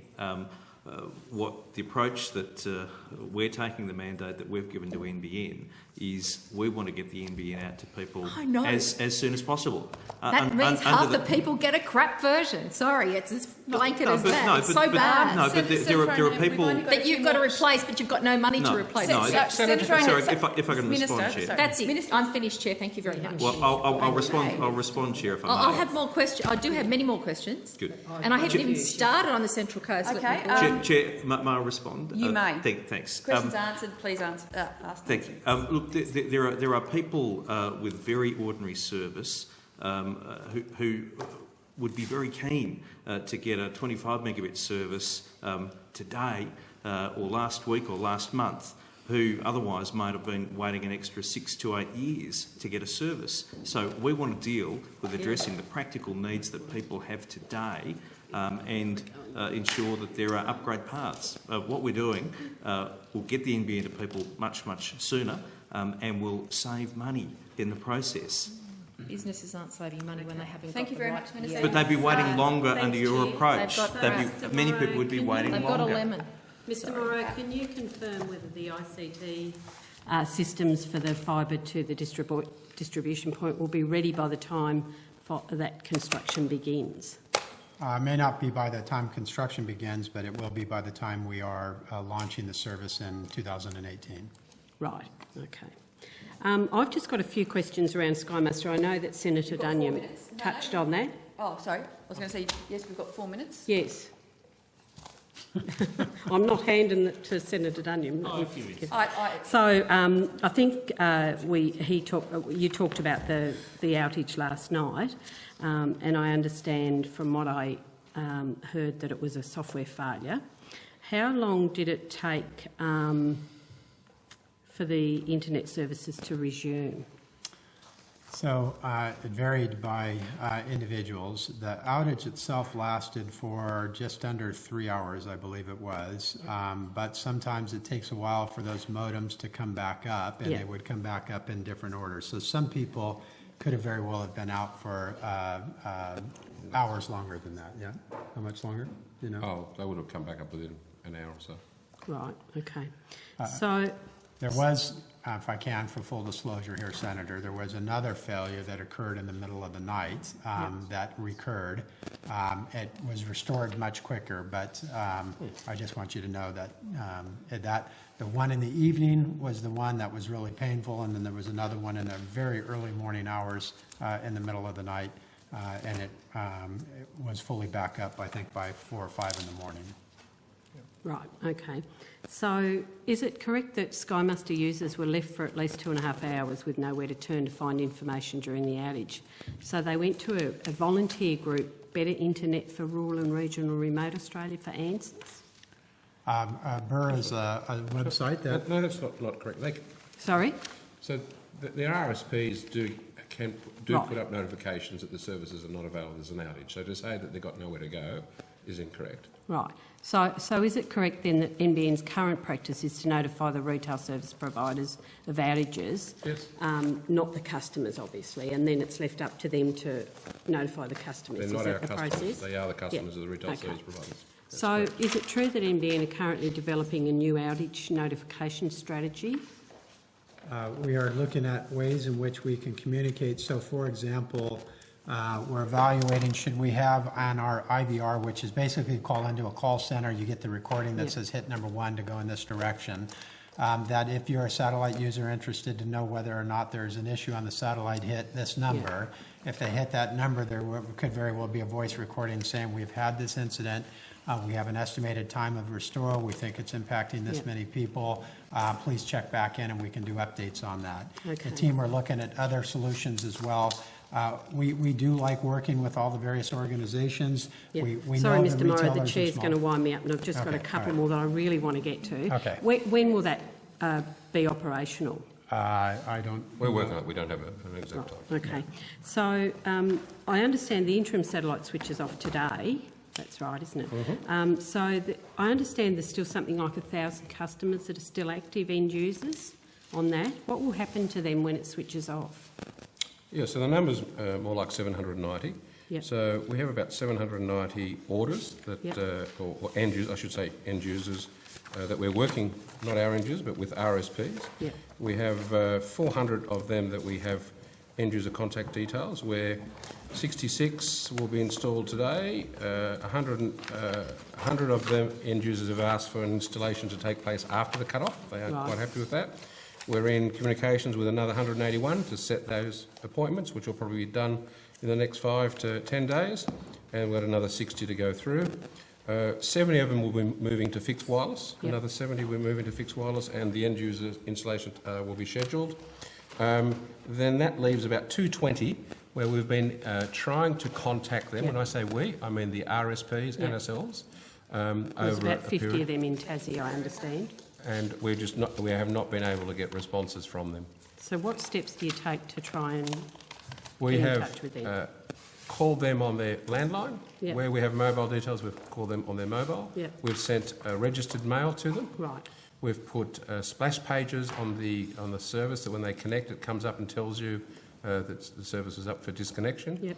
We've also placed advertising in local magazines and magazines such as The Land. Yep. And a number of items. So it's been exhaustive. Okay. We've added also with the RSPs, we've even put some of our resources into the RSPs call centres to help on the outbound contact. Okay, thank So you. it Look, has been I've got exhaustive. a heap more questions here, but I just want to end with this one. And Mr Morrow, I know I couldn't come to estimates without talking about the west coast of Tasmania. I've got many questions to follow up on a spillover day with you on the west coast, but Or on notice. I just want to particularly... there's been some issues with the website, and I've had a tweet out, and I've had a couple of emails from Russell Kelly in Tasmania, having a bit of a go at me actually. But anyway, so they have fixed the planned availability date on the website, but I know that this woman will particularly be very interested because I actually stay at her accommodation place when I go to Queenstown. On her website, and this is just probably about 3 hours ago I printed this out, she's registered for fibre to the premises, which is fantastic. She's going to be over the moon. But someone just around the corner, so she's in Cutton Street, and someone around the corner is actually planned for fibre to the node. So is that something that you might want to fix up on your Senator, website? I am so it's not convinced confusing? you use telepathy to get through and somehow or another to our coders on there to tell them put fibre to the prem in there when they shouldn't have.